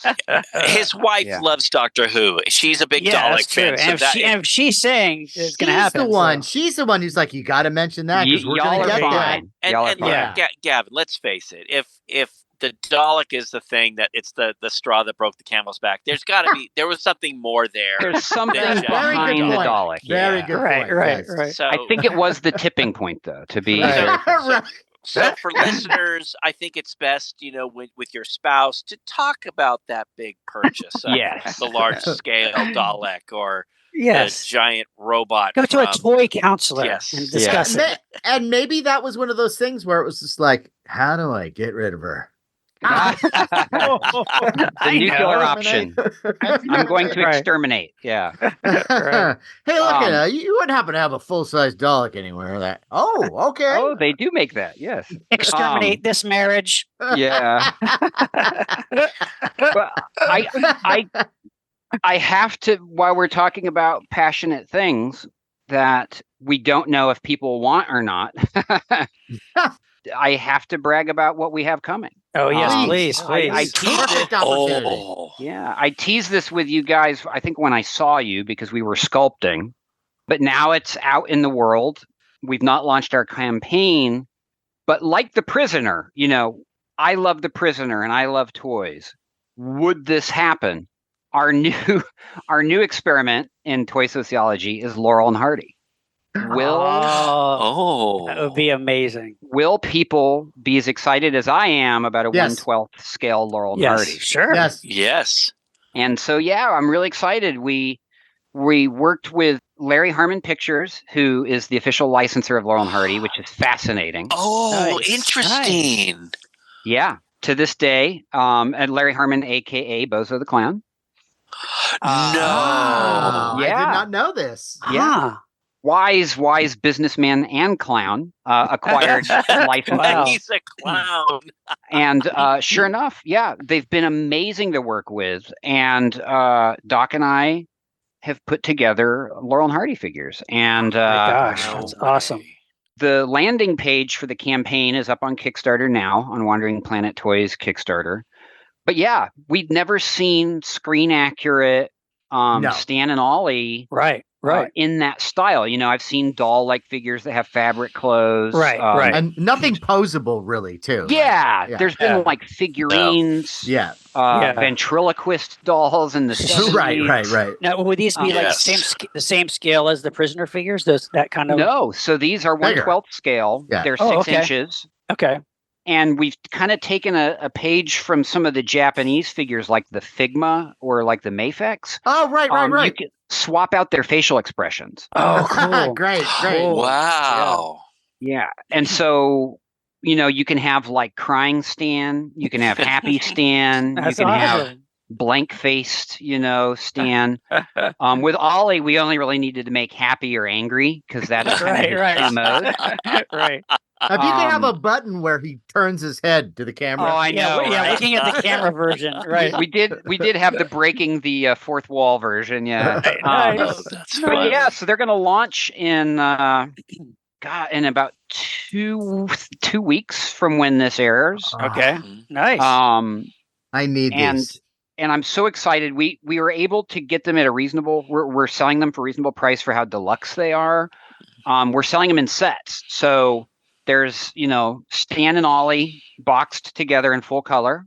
There's Stan and Ollie boxed together in black and white, and they are Yay. gorgeous. Oh. Cool. And then we're going to do 2 carded versions that are sold singly. But if you put the cards together on a shelf, they're display friendly. It's like Oh. nice. yeah, because a lot of modern toys don't spend the extra $1 to get like an archived photo or a photo you have to license. Right. And we were like, no, we have to have a photo of them from the era. So we used it for the card art for the carded versions. But I got to tell you guys, I'm a lifelong Laurel and Hardy fan. Yeah. grew Me up too. Me too. hunting down the movies on VHS. I've probably watched Pardon Us, Below Zero, and County. I think it's County Hospital. The County one with Hospital, yes. Yeah, I've probably watched those at least 50 times in my life. And to be an adult and make the toy that 14-year-old me never got. It's been an absolute joy. I don't know if you guys have seen them yet, like any of our prototype images, or I can't remember what I showed you. No, I will show you. There's a teaser image on our Instagram, and there's a teaser image on our Facebook. But the sculpting on the faces and in the suit detail, I'm telling you, it's the best thing we've ever made so far. So wow, that's awesome. Well, really I'm with excited. you. Can't wait. I am the biggest Laurel and Hardy fan. Like, there was that wave where everybody was sort of Chaplin crazy. Yes. And I get the genius behind Chaplin. Me too. Yeah, but he never really broke me up. Laurel and Hardy is, I think, maybe the first time I felt like real belly laughs. Yes. And so I have this 16 millimeter film collection. You got to come over because nice. I've got reels and reels and reels and reels of Laurel and Hardy. Oh, I love it. And Little Rascals as well. Love them. Hal Roach. Hal Roach, the best. And one of my favorites is Blotto. I think we talked a little bit about this, where Stan steals what he thinks is his wife's booze. It's during Prohibition, and he's gonna go out with Ollie, and they're gonna get drunk at this nightclub and sneak some drinks. But the wife gets wind of it and replaces the booze with tea that has Tabasco sauce and pepper and all this other stuff. So they drink it and they think they're getting drunk. But of course, the wife is, insane and mad. So she shows up to the club with a shotgun, and it's just everything that you want. Yeah. I would argue that 5 minutes where they're sitting at the table drinking is 5 of the funniest minutes ever committed to film. Absolutely. Absolutely. It is that good. You can't watch it and not laugh with them. Yes. Gavin, I'm so thrilled that you're doing these because it means a lot to me. A lot of people today, or young kids, they may think, oh, Laurel and Hardy, black and white, that's old. Guys, I've told this story before. There's a friend of ours, Wally Wingert, who would have these screenings, and I would go over and I would bring my daughter when she was 5 years old. 5 years old, guys. And we're sitting, and Wally would start by showing a Laurel and Hardy short, because there were many of them. Oh, I love it. And they're playing it, and my daughter is cracking up. We all looked at each other and we said, isn't this amazing? The comedy team that's doing this, that is like so old, it still is relevant today. It's universal. Little kids, and I kept taking Kathy over for years. Would split her left, she got to 8, 9, 10. It's great stuff. Sure, it is not. Some stuff may not be as fast paced as some kids like today. Stick with it because it's wonderful, funny stuff. And she would always. There was this one where at the end, Ollie would keep saying, "I have nothing to say," and then towards the end, he gets changed into a chimpanzee. Yes, and of course. My daughter thought that was so funny, and so my daughter on the way home was just saying, "Nothing to say." It was the funniest thing, and I'm just so thrilled that you're doing Laurel and Hardy. I can't wait. I want to. That's great. This is great. And then after that, you have to do Mae Bush. You have to do James Finlinson. I'm not kidding you. I'm not joking. When we were putting these together, I wanted to make a Build-A-Finlayson. Like Marvel has Build-A-Figure, where if you buy a whole wave, you get the pieces to construct another figure. Right. Oh, yes. And I was like, could we do a Build-A-Finlayson where it's like, his legs come with one figure and his torso comes with another and his arms and his head. And that's fantastic. It just because it's another license, it's right. It was cost prohibitive, but him with that raised eyebrow to the camera. If we had that on our shelf in toy form, I think life would be complete, right? Like, absolutely. But I will tell you, since I'm amongst friends and you are knowledgeable in the world, one of my favorite accessories is that Stan comes with a little bag, a bag of hard-boiled eggs and nuts.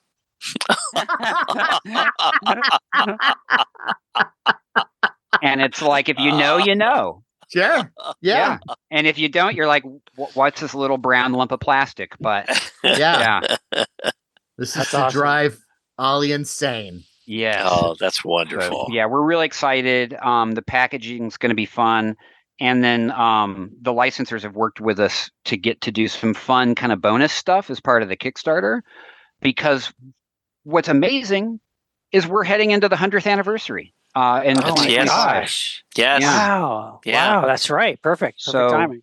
the figures are actually going to be, they have the official 100th anniversary logo on the box. And Wow. yeah, Wow. it's just, And correct me if I'm wrong, but like Britain, they're a big Laurel and Yes. Hardy market, Yeah. right? And that's what's fascinating is they're actually more celebrated outside of America right now, I think, than they are. Yeah. Right. And I think it really speaks to the timeless, just completely broad sensibility of their humor, right? Like, I've been amazed because whenever we start making a toy or thinking, can we do this? Will people buy these? We really start paying attention to like Facebook groups and Right. social media. And there's a massive fandom for Laurel and Hardy, non-English speaking fandom. Uh-huh. One of the things that I learned that blew my mind is that when they were making the films, and I got this really good Blu-ray or DVD set that showcased this, they knew how important the Spanish-speaking market was in South America and Mexico.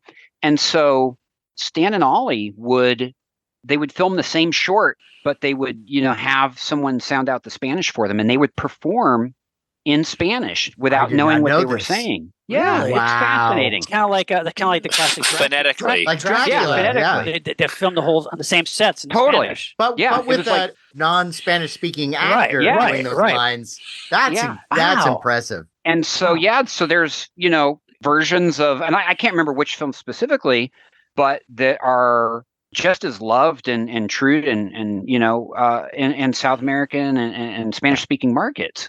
And I so, would think the music box works for anyone. I would yeah, assume. totally. Right. Yeah. Guys, I live almost walking distance to those steps. Really? Oh. Oh my gosh. No, Wow. and wait, for listeners who don't know Right. what Gavin just said, Gavin, can you explain these special steps in Hollywood? So yeah, the Academy Award winning short film of Laurel and Hardy is about the simple job they have of delivering a piano up gosh, I don't know what, 70 or so Yeah. Okay. steps Yes. into the Silver Lake Hills. And it's like driving by a magical place. Whenever I drive by it or whenever I walk by, and I always take that street so I can pass by it. There's this little sign that Yeah. says the music box stairs or the music box steps. Yeah. And I just Yeah. think to myself, they were right there. This is the magic Yeah, yeah. happened right here. That's right. And it's so special. The steps are still there. That's If you awesome. look at the film, there's nothing on the left side of the steps, and now there is, but still, Yeah. those are the steps, and you can go up those steps. Imagine trying to push a piano Yeah. up In a those crate. stairs Yeah. in a crate, and everything that could possibly go wrong with two bumbling delivery men. Yeah. That's awesome. We have The best. not Doc and I, we always shoot videos for our Kickstarter campaigns, and we're prepping the campaign for Laurel and Hardy, and where we're going to be filming. Oh, that nice. video. Nice. Yeah. Awesome. Great. Oh, that's great. Yeah. This is like pushing a crate of all the figures up the stairs. I Yeah. so wish we had physical prototypes because that's exactly what I would do. Yeah. We'll That's figure it too out. We'll have funny. some fun with it. Right. Right. That's um, great. That's great. The fact that Doc is a comedy writer and producer probably will help. So Nice. we'll Nice. come up Sure, with yeah. something fun. But yeah, we've thought about, because they're so internationally celebrated, could we do alternate packaging? With like the German name, the Spanish, whatever they've gone by in each market. It'd be fun to kind of pay tribute to them Oh, with that's a great different idea. packaging. That'd be Yeah. cool. Yeah. Yeah. Wow. We're going to start with what we know, which is our market. But if they do well, we'll do some, alternate versions That's to pay awesome. tribute That's beautiful. to how celebrated they are. You're doing good in the world, Gavin. Yes, you are. Really are. One toy at a time, my friend. Yes. Well, yes. if there's anything I love, it's a guy who's the head of a toy company that is making the toys that we need. That's Yes. right. Yes. That's right. Yes, we need them. We need them. We do. So I am just so thrilled about this. Gavin, where can our listeners go to check out your stuff, or how they can buy it, or where can they go? Yes, thank you. It is hard. It's hard getting stuff out when you're a smaller company. So I appreciate you asking. The best place to see what we have going on is our Instagram, which is just Wandering Planet Toys. But to buy stuff, we are about to launch our official web store at wanderingplanettoys.com. That's our website. There's already a bunch of information about us there, but we're excited to finally launch a fully functional web store where Prisoner and Nancy Drew will be available. Yay. We made some Sofubi on based on the Fletcher Hanks comic book. He's of the 1930s, and we have these really cool monsters called Headless Ones that will be available on the site. Oh, cool. From Space Smith. The Fletcher Hanks classic. And then, Laurel and Hardy and future stuff. We're still kickstarting. We're still doing that. So the Laurel and Hardy campaign you can bookmark it now if you go to Kickstarter, or if you just Google Wandering Planet and Kickstarter, you Google Wandering Planet and Laurel and Hardy. One of the first things that'll come up is our landing page for that campaign. You just click follow this campaign, and then the day we launch, you'll be one of the first people to know about it. And that really helps us, actually. Having a lot of folks jump in the first few days of a Kickstarter does amazing for you with like the weird algorithms of the campaigns and stuff.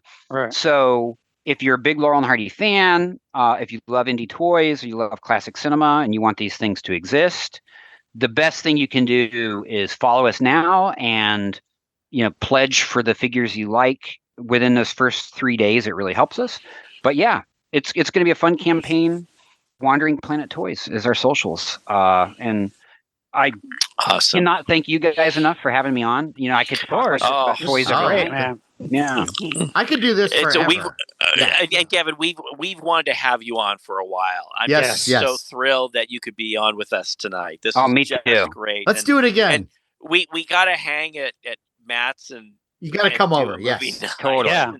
I'm telling you, you'd love it. Well, we're working on something in the 1/12th scale that when you guys hear about it, you may come break down my door. Awesome. All right. Can't wait. It is. It's almost like I'm making it for you guys. All right. Beautiful. We're just working out the details of the license, but I sense some conversations in the future. Excellent. Right. One more thing I need, because that's what this is really all about. It's getting that thing that you need, and then everything is fine. There's no problems left in the world. Right. I can go to sleep happy. So let us raise our glasses to Gavin HIGNIGHT and the toys we really need. Yeah. Thank you, guys. Time for a listener shout out. Shout out. I Toy need shout the shout out. This goes out to a friend of the show and a longtime good friend of mine, James Cole, who was a guest on our quotes episode around the holidays last Right. December. Oh, yeah. I knew James from way back because we both made short Stephen King films, and we got introduced that way, and we've been friends for decades. And the shout out is because James just published a memoir called Not a Whole Boy, a medical memoir. And it's about his childhood primarily, where he was born with an extremely rare birth defect called extrophy, where some of the organs are actually outside the body. Oh my God. Yeah. Gosh. Yeah. And as a child, he was not expected to survive. He had to endure numerous very, very painful surgeries. Oh my gosh. But but the memoir is actually extremely relatable, especially for our generation. So all the cultural references, and it's also extremely inspiring. Wow. So I really, really enjoyed reading it. And it also, when it came out, it was the #1 bestseller in Amazon in the family health category field. Fantastic. So I want to congratulate James. Truly an amazing and beautiful piece of work. And if anybody thinks they might be interested in reading it, I do encourage you to pick it up from Amazon. It's called Not a Whole Boy, a medical memoir. Wow, Nice. that's great. Very nice. Yeah. And hey, if you're thinking about a toy that you really need, you might also consider Monster Party merch that you really need. Sure, such they're as kind of toys. Yeah. Yeah, they're collectible, that's for sure. They're collectible. You play with them. If you wad a t-shirt up in a ball, you can kick it around. It's fun. Yeah. You can look through the bottom of the Monster Party shot glass and see things from closer or further away if you really Just want like to Steve Austin. That's right. And of course, there's the legendary Monster Party cap, where if you really want to show yourself a good time, you can count all the little stitches that are embroidered on the front. And go mad. And then, of course, there's the famous Monster Party PPE cloth mask. That's right. So you can find all these wonderful goodies on our eBay store, which is called, you guessed it, Monster Party Store on eBay. And hey, if you also happen to be a Patreon member and buy our merch, we will throw in free surprise goodies, courtesy of our good friends, the aforementioned Jason Lindsay of Bit Bang Pow Toys and foam fabber extraordinaire Ted Haynes. Dare I say, our Laurel and Hardy. So, I mean, I mentioned Patreon, but guys, you know, I've been so excited about all this toy talk that I cannot for the life of me remember what this Patreon is all about. Can you please refresh my memory? Oh, your poor brain. Well, not unlike how a rover from the village smothers an escaping number 6. Patreon is a platform that allows us to smother you in Monster Party bonus content. Yes. Now, we're talking exclusive audio episodes, our special shows like Monster Party Masterpieces, our Toy Time series where you get to see the things that we really needed, our Japan trip video diary, and vintage sci-fi and horror fiction collections edited by our Monster Party Lyscarian, John Bordeaux. Wow. Well, that sounds like something that everybody would really need. Yes. But I got to tell you guys, I'm suddenly a little budget conscious because I think I'm going to be spending a lot on the Wandering Planet website. So, I mean, how much would this set someone back? Well, for the price you'd pay me to lug a bunch of your action figures up a long flight of stairs, you can become a Monster Party patron. And that price is $5. $5 a month. That's incredible. I mean, you can't get a used, slightly damaged knockoff Mr. T torso remote control toy van for that price. That's probably true. Well, okay, you know what? I'm sold. How do I sign up? Well, all you got to do is you go to patreon.com, you go to Monster Party, you click the join button, you follow the instructions, and next thing you know, you'll be as happy as number 6 taking a number 2 on number 2. And hey, time to remind everybody that we are on the social media. We are on Facebook at Monster Party TV, YouTube at Monster Party TV, Twitter, which is now, I guess, called X, at Monster Party HQ, and Instagram, also Monster Party HQ. And hey, you know what? We would love to hear your thoughts. We want to hear your ideas, your reviews. So please take a moment, write to us, let us know your thoughts and feelings, and we will read it on the air. Yes. And we won't just read your review on the air. We'll send you a list of things we really need so you can reward us for reading your review. On that note, I am Matt Weinhold. I'm Shawn Sheridan. I'm Larry Strothe. And I'm James Gonis. Keep America strong. And buy or make the toys you really need. Because you deserve it. Be seeing you.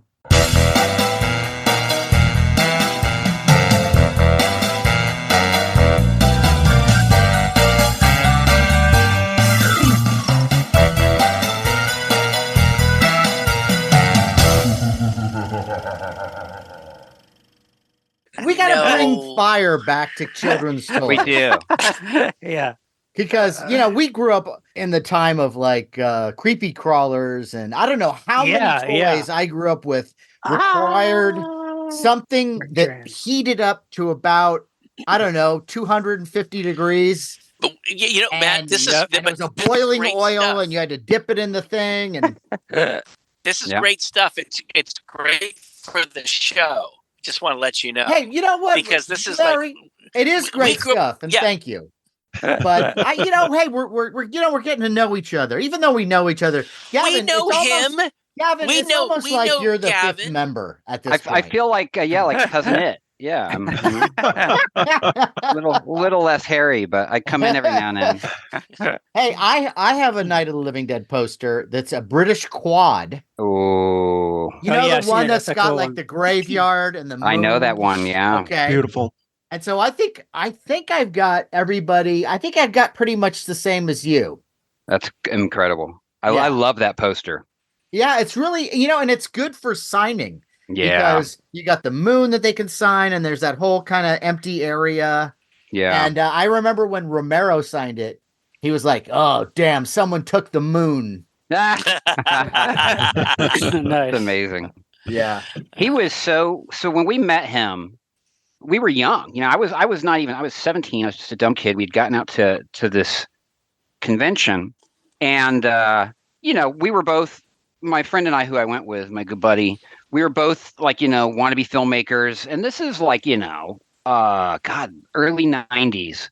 So digital filmmaking hadn't really fired off yet. Right. It wasn't people like us, I'm assuming. We all thought movies were cool and we were obsessed with what we were obsessed with. But it wasn't like, everyone was like, I'm going to be a filmmaker or I'm, whatever. But we had told him we wanted to be filmmakers. And he was so sweet. He paused for a second, gets into his vest, his famous vest. Right, yeah. Pulls out a business card and hands it to us. And he's like, well, if you ever make anything, you can send it my way. I'd love to see it. Wow. You're awesome. kidding. That's great. Like, who does that now? I know. No, and it's like, no way. And even when I met him a few years later, after the zombie thing had really come back, like close to 28 days later, and he had already made the Land of the Dead, you could tell that version of Romero probably wasn't going to be giving anybody his business card because he was so inundated with fandom But at that stage, for the 20th anniversary, he was so sweet and did that. I still have the card somewhere. I have a photo with him. That's cool. The last time we saw him, I think we were all there, right? And it was a Monsterpalooza too. Yeah, it was like I think it was a son of Monsterpalooza. I think. Yeah. Yes. And Larry got him going because we would always argue about the fast zombies and slow zombies, and so he I'm for any kind of zombie, but of course he backed up Larry and said there's only slow zombies. But that was a great moment, and it just went to show how much of a good sport he was, and he had this great sense of humor, and he was nothing but friendly. Yeah. I didn't get a whiff of any kind of. No, me neither. There are some other people we've met who are not quite. Let's just say that he and John Carpenter are like different sides. It's a little different, yeah. Yeah. I literally tiptoe when I walk up to him and just like, hey, we're cool. I'm gonna be in. I'm gonna be out. Yeah. Got my picture. Here's my Sharpie. Really? Fine. Well, Because no, for me, after our encounter, Larry, is what I mean. Yeah, because I'm afraid he's going to recognize us. Something. Hey, wait, can you imagine? I'm John Carpenter, and I love Halloween, and I'd love to kick your ass. Do y'all know the trivia about my odd career in that I produced and directed a couple music videos for him? No. I was going to mention that. No. Let me tell you how fun it is getting notes. Well, wait from him. Now, one, we always like to put a little extra stuff at the end. So if you don't mind having some of this recorded, that would be great. Yeah. No, he is stern, and his notes are like no bullshit. But he's super. You know what he is? I realized the process is. He's the stern film professor that you're really hoping to impress. and is very hard to Right. impress. Right. I totally get that. And when he finally checks off and says, "Good job," you're like, hell yeah. Right. You're like walking on air. Yeah. Yeah, because you don't get that easily from him. If he doesn't like something, he'll tell you. Right. I heard Yeah. him on, I saw him on Jonesy's Jukebox. Oh, wow. That was such a good show. It was such a great show. I didn't see that episode, but when Jonesy was doing that, it was it was heaven. Yeah. And he'd get all his old friends and he'd have the Damned on and he'd have, Iggy. And it was just, it was fantastic. Wow. And he had Carpenter.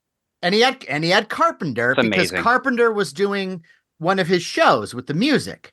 Oh, right. Okay. Makes sense. So he comes in and Jonesy is Jonesy. He's, and if you listen to the show, he's going to burp whenever he wants to burp. Oh, yeah.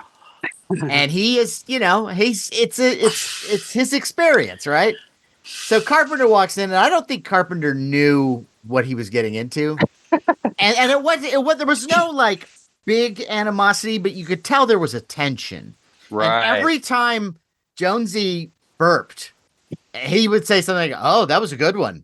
Like he could tell he was not happy with the situation. But calling it out. I love it. Yeah. Was Jonesy wearing sunglasses by any chance during this interview? I don't think so. There have been times I think that he has worn sunglasses. Well, it's He's just a rock and roll guy. I get it, but it's just common courtesy when you have a guest or you're unless you're a Sex Pistol. No, you don't. Unless you're a Sex Pistol, Larry. You don't burp.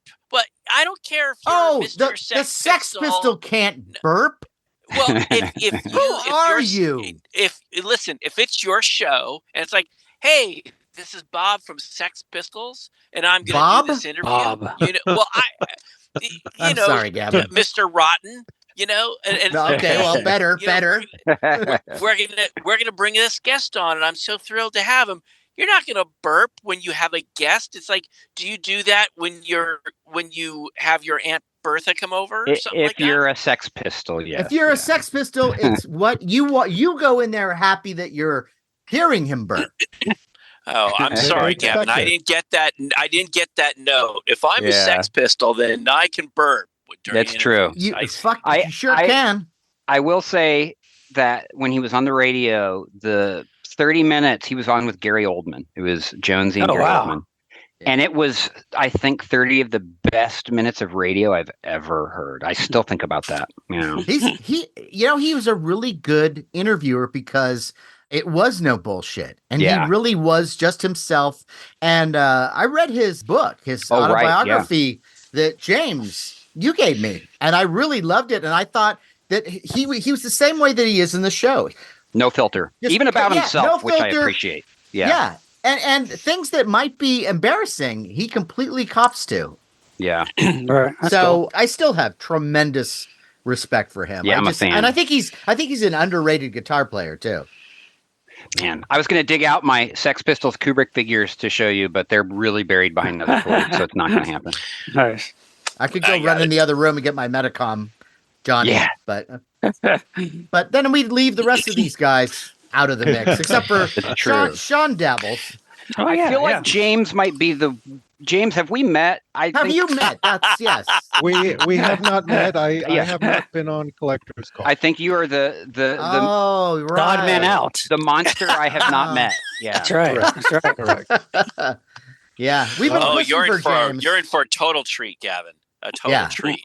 We've been pushing for James. Collection is amazing. Oh. He does have it. Yes, he has an amazing collection. Well, thank you. No, I actually got an email from the production last week. They want to do a Zoom call. So really? Nice. Season 6. Oh, Season 6. I mean, it's no guarantee. It's just a Zoom call. Don't fuck it up. It's going to happen. Yeah, don't fuck it up. Hey, man. Don't get weird on him. Don't get weird. You're part of Monster Party, okay? Yeah. Maybe don't lead with that Monster Party part. Yeah. Oh, Gavin, they love us. Come on. Lisa adores us. Don't talk about your My Little Pony collection. Instead, talk about your, monster collection. If he had a My Little Pony collection and it was big and massive, that would work. That would work. Yeah, it's true. Yeah. But I think we could go better. I think it would be wonderful. What is that, a little pony? Is that a pony on your arm? Oh, me? No. I thought you were showing us your tattoo. That's a My Little Pony. I was doing I was like, ironic, I'm cleaning up toys while we talk off my desk that have fallen in the earth. You are so one of us. This is amazing. Gavin, I see, look behind me. I have the same Godzilla banner. Oh, look at this. Yeah. Super 7 Godzilla banner that glows in the dark, by the way. It's the best. Yeah. I have that one. Cool. I have that. I've got a creature one. That's awesome. Did you guys get the creature on the tricycle? I did. Of course, Larry. Yes. It's amazing. It's so beautiful. It's like so cute. He's so cute. He's so cute and happy. It's perfect. I know. Box art. He looks wet. Amazing. He looks wet. I'm in a weird part of my life now that I'm trying to make stuff because I either really want it or I'm really jealous that they made it, or both. It's like a weird. Yeah. Speaking of which, there's so much stuff. Yeah. Well, I think we're ready to. I think we're ready. We should get going. Are we doing James, right. before we go into the show proper, James, I want to give you some advice. I think that when you do your Zoom call, you should find every piece of Lisa Whelchel memorabilia and put it all behind you. Right. A la Alan Partridge fan. I'm the biggest facts of life collector in the world. You should have like a Lisa Whelchel tattoo on your chest, actually. Yeah. Show that to them. On your forehead. Yeah. No, not on the forehead, but that would be across the neck. In Old English would probably be cooler. By the way, I have to point out that Larry is the negator. He is you make a joke, he's like, nope. No, I wouldn't say that. That's not really true. You just did. We'll see as we go. I can't wait for a Barnaby Jones figure. Right? That's what I want. Yeah. Where's the Heck Ramsey figure? Yeah. Where's the Banachek figure? I would actually make Banachek. He's such a dick. I want the Barnaby Jones one with alternate hips. You get the good hip and then the kind of wobbly one. Yeah. And then cannon, right? Yeah.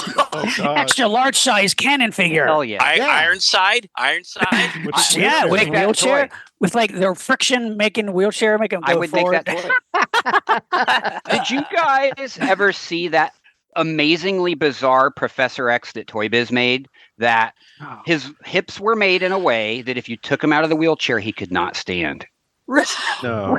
It's fucking amazing. Oh my God. Wow. Yeah, it's the Patrick Stewart, and it's the version with remember that cool scene in the plastic wheelchair when he's playing chess with Magneto? Oh yeah. It's a toy of that. I was like, I have to have that toy. And if you take him out, okay, well maybe it's the other one, but one of the Professor X's, if you take him out and stand him, poor guy just flops down because he purposely which is ironic because now Patrick Stewart can barely stand, so it's gonna make sense. Life imitates art. Yeah. All right, I want that the Ironside. Yeah. Raymond Burr, Raymond Burr, right. And we paint him black and white, and then we have a Perry Mason. Oh yeah. Perry Mason, there you go. Godzilla. Right. And we have Godzilla, Right. Oh my God, James, you're right. And a rear window. Well, you paint his hair white, and then you have that. That's right. I think he might have been bigger though. Wasn't he bigger than that? Definitely. Well, you have smaller different bodies. Once again, different heads, different bodies, a full set. No. I thought you weren't going to be Mr. Negating. No, because I'm trying to think like a businessman, like Gavin. I'm trying to think like a dreamer and enjoy myself. Well, that means you got to put an extra belly or something, and that's more plastic. I'll talk to the people. I'll get a meeting. Who's in charge of bellies at Mattel? No joke. Okay. Well, look, this is really great. But what do you say we get to the show? Let's do it. He says when he's not having a good time. No, I'm having a great time. I had a layover in Paris. Yeah, you. I tried to go. Ooh la la. I tried to go to the Modern Art Museum, but I didn't have enough Monet. See, always working. I figured case Surat. No, that's a good one. That's a good one. And then I tried to go to the Renaissance Museum, but I was broke. Nice. I like these. Hey, those are good. These are good. You're up in your game. Those have been sitting in mothballs for like 10 years. 10 years? Oh, wait until you go to Paris. See, you know what? Yeah. You shouldn't let people see behind the veil. You should, I know. The magic. The pun factory. All right, Larry's back, everybody. Stop having Okay. fun. Yeah.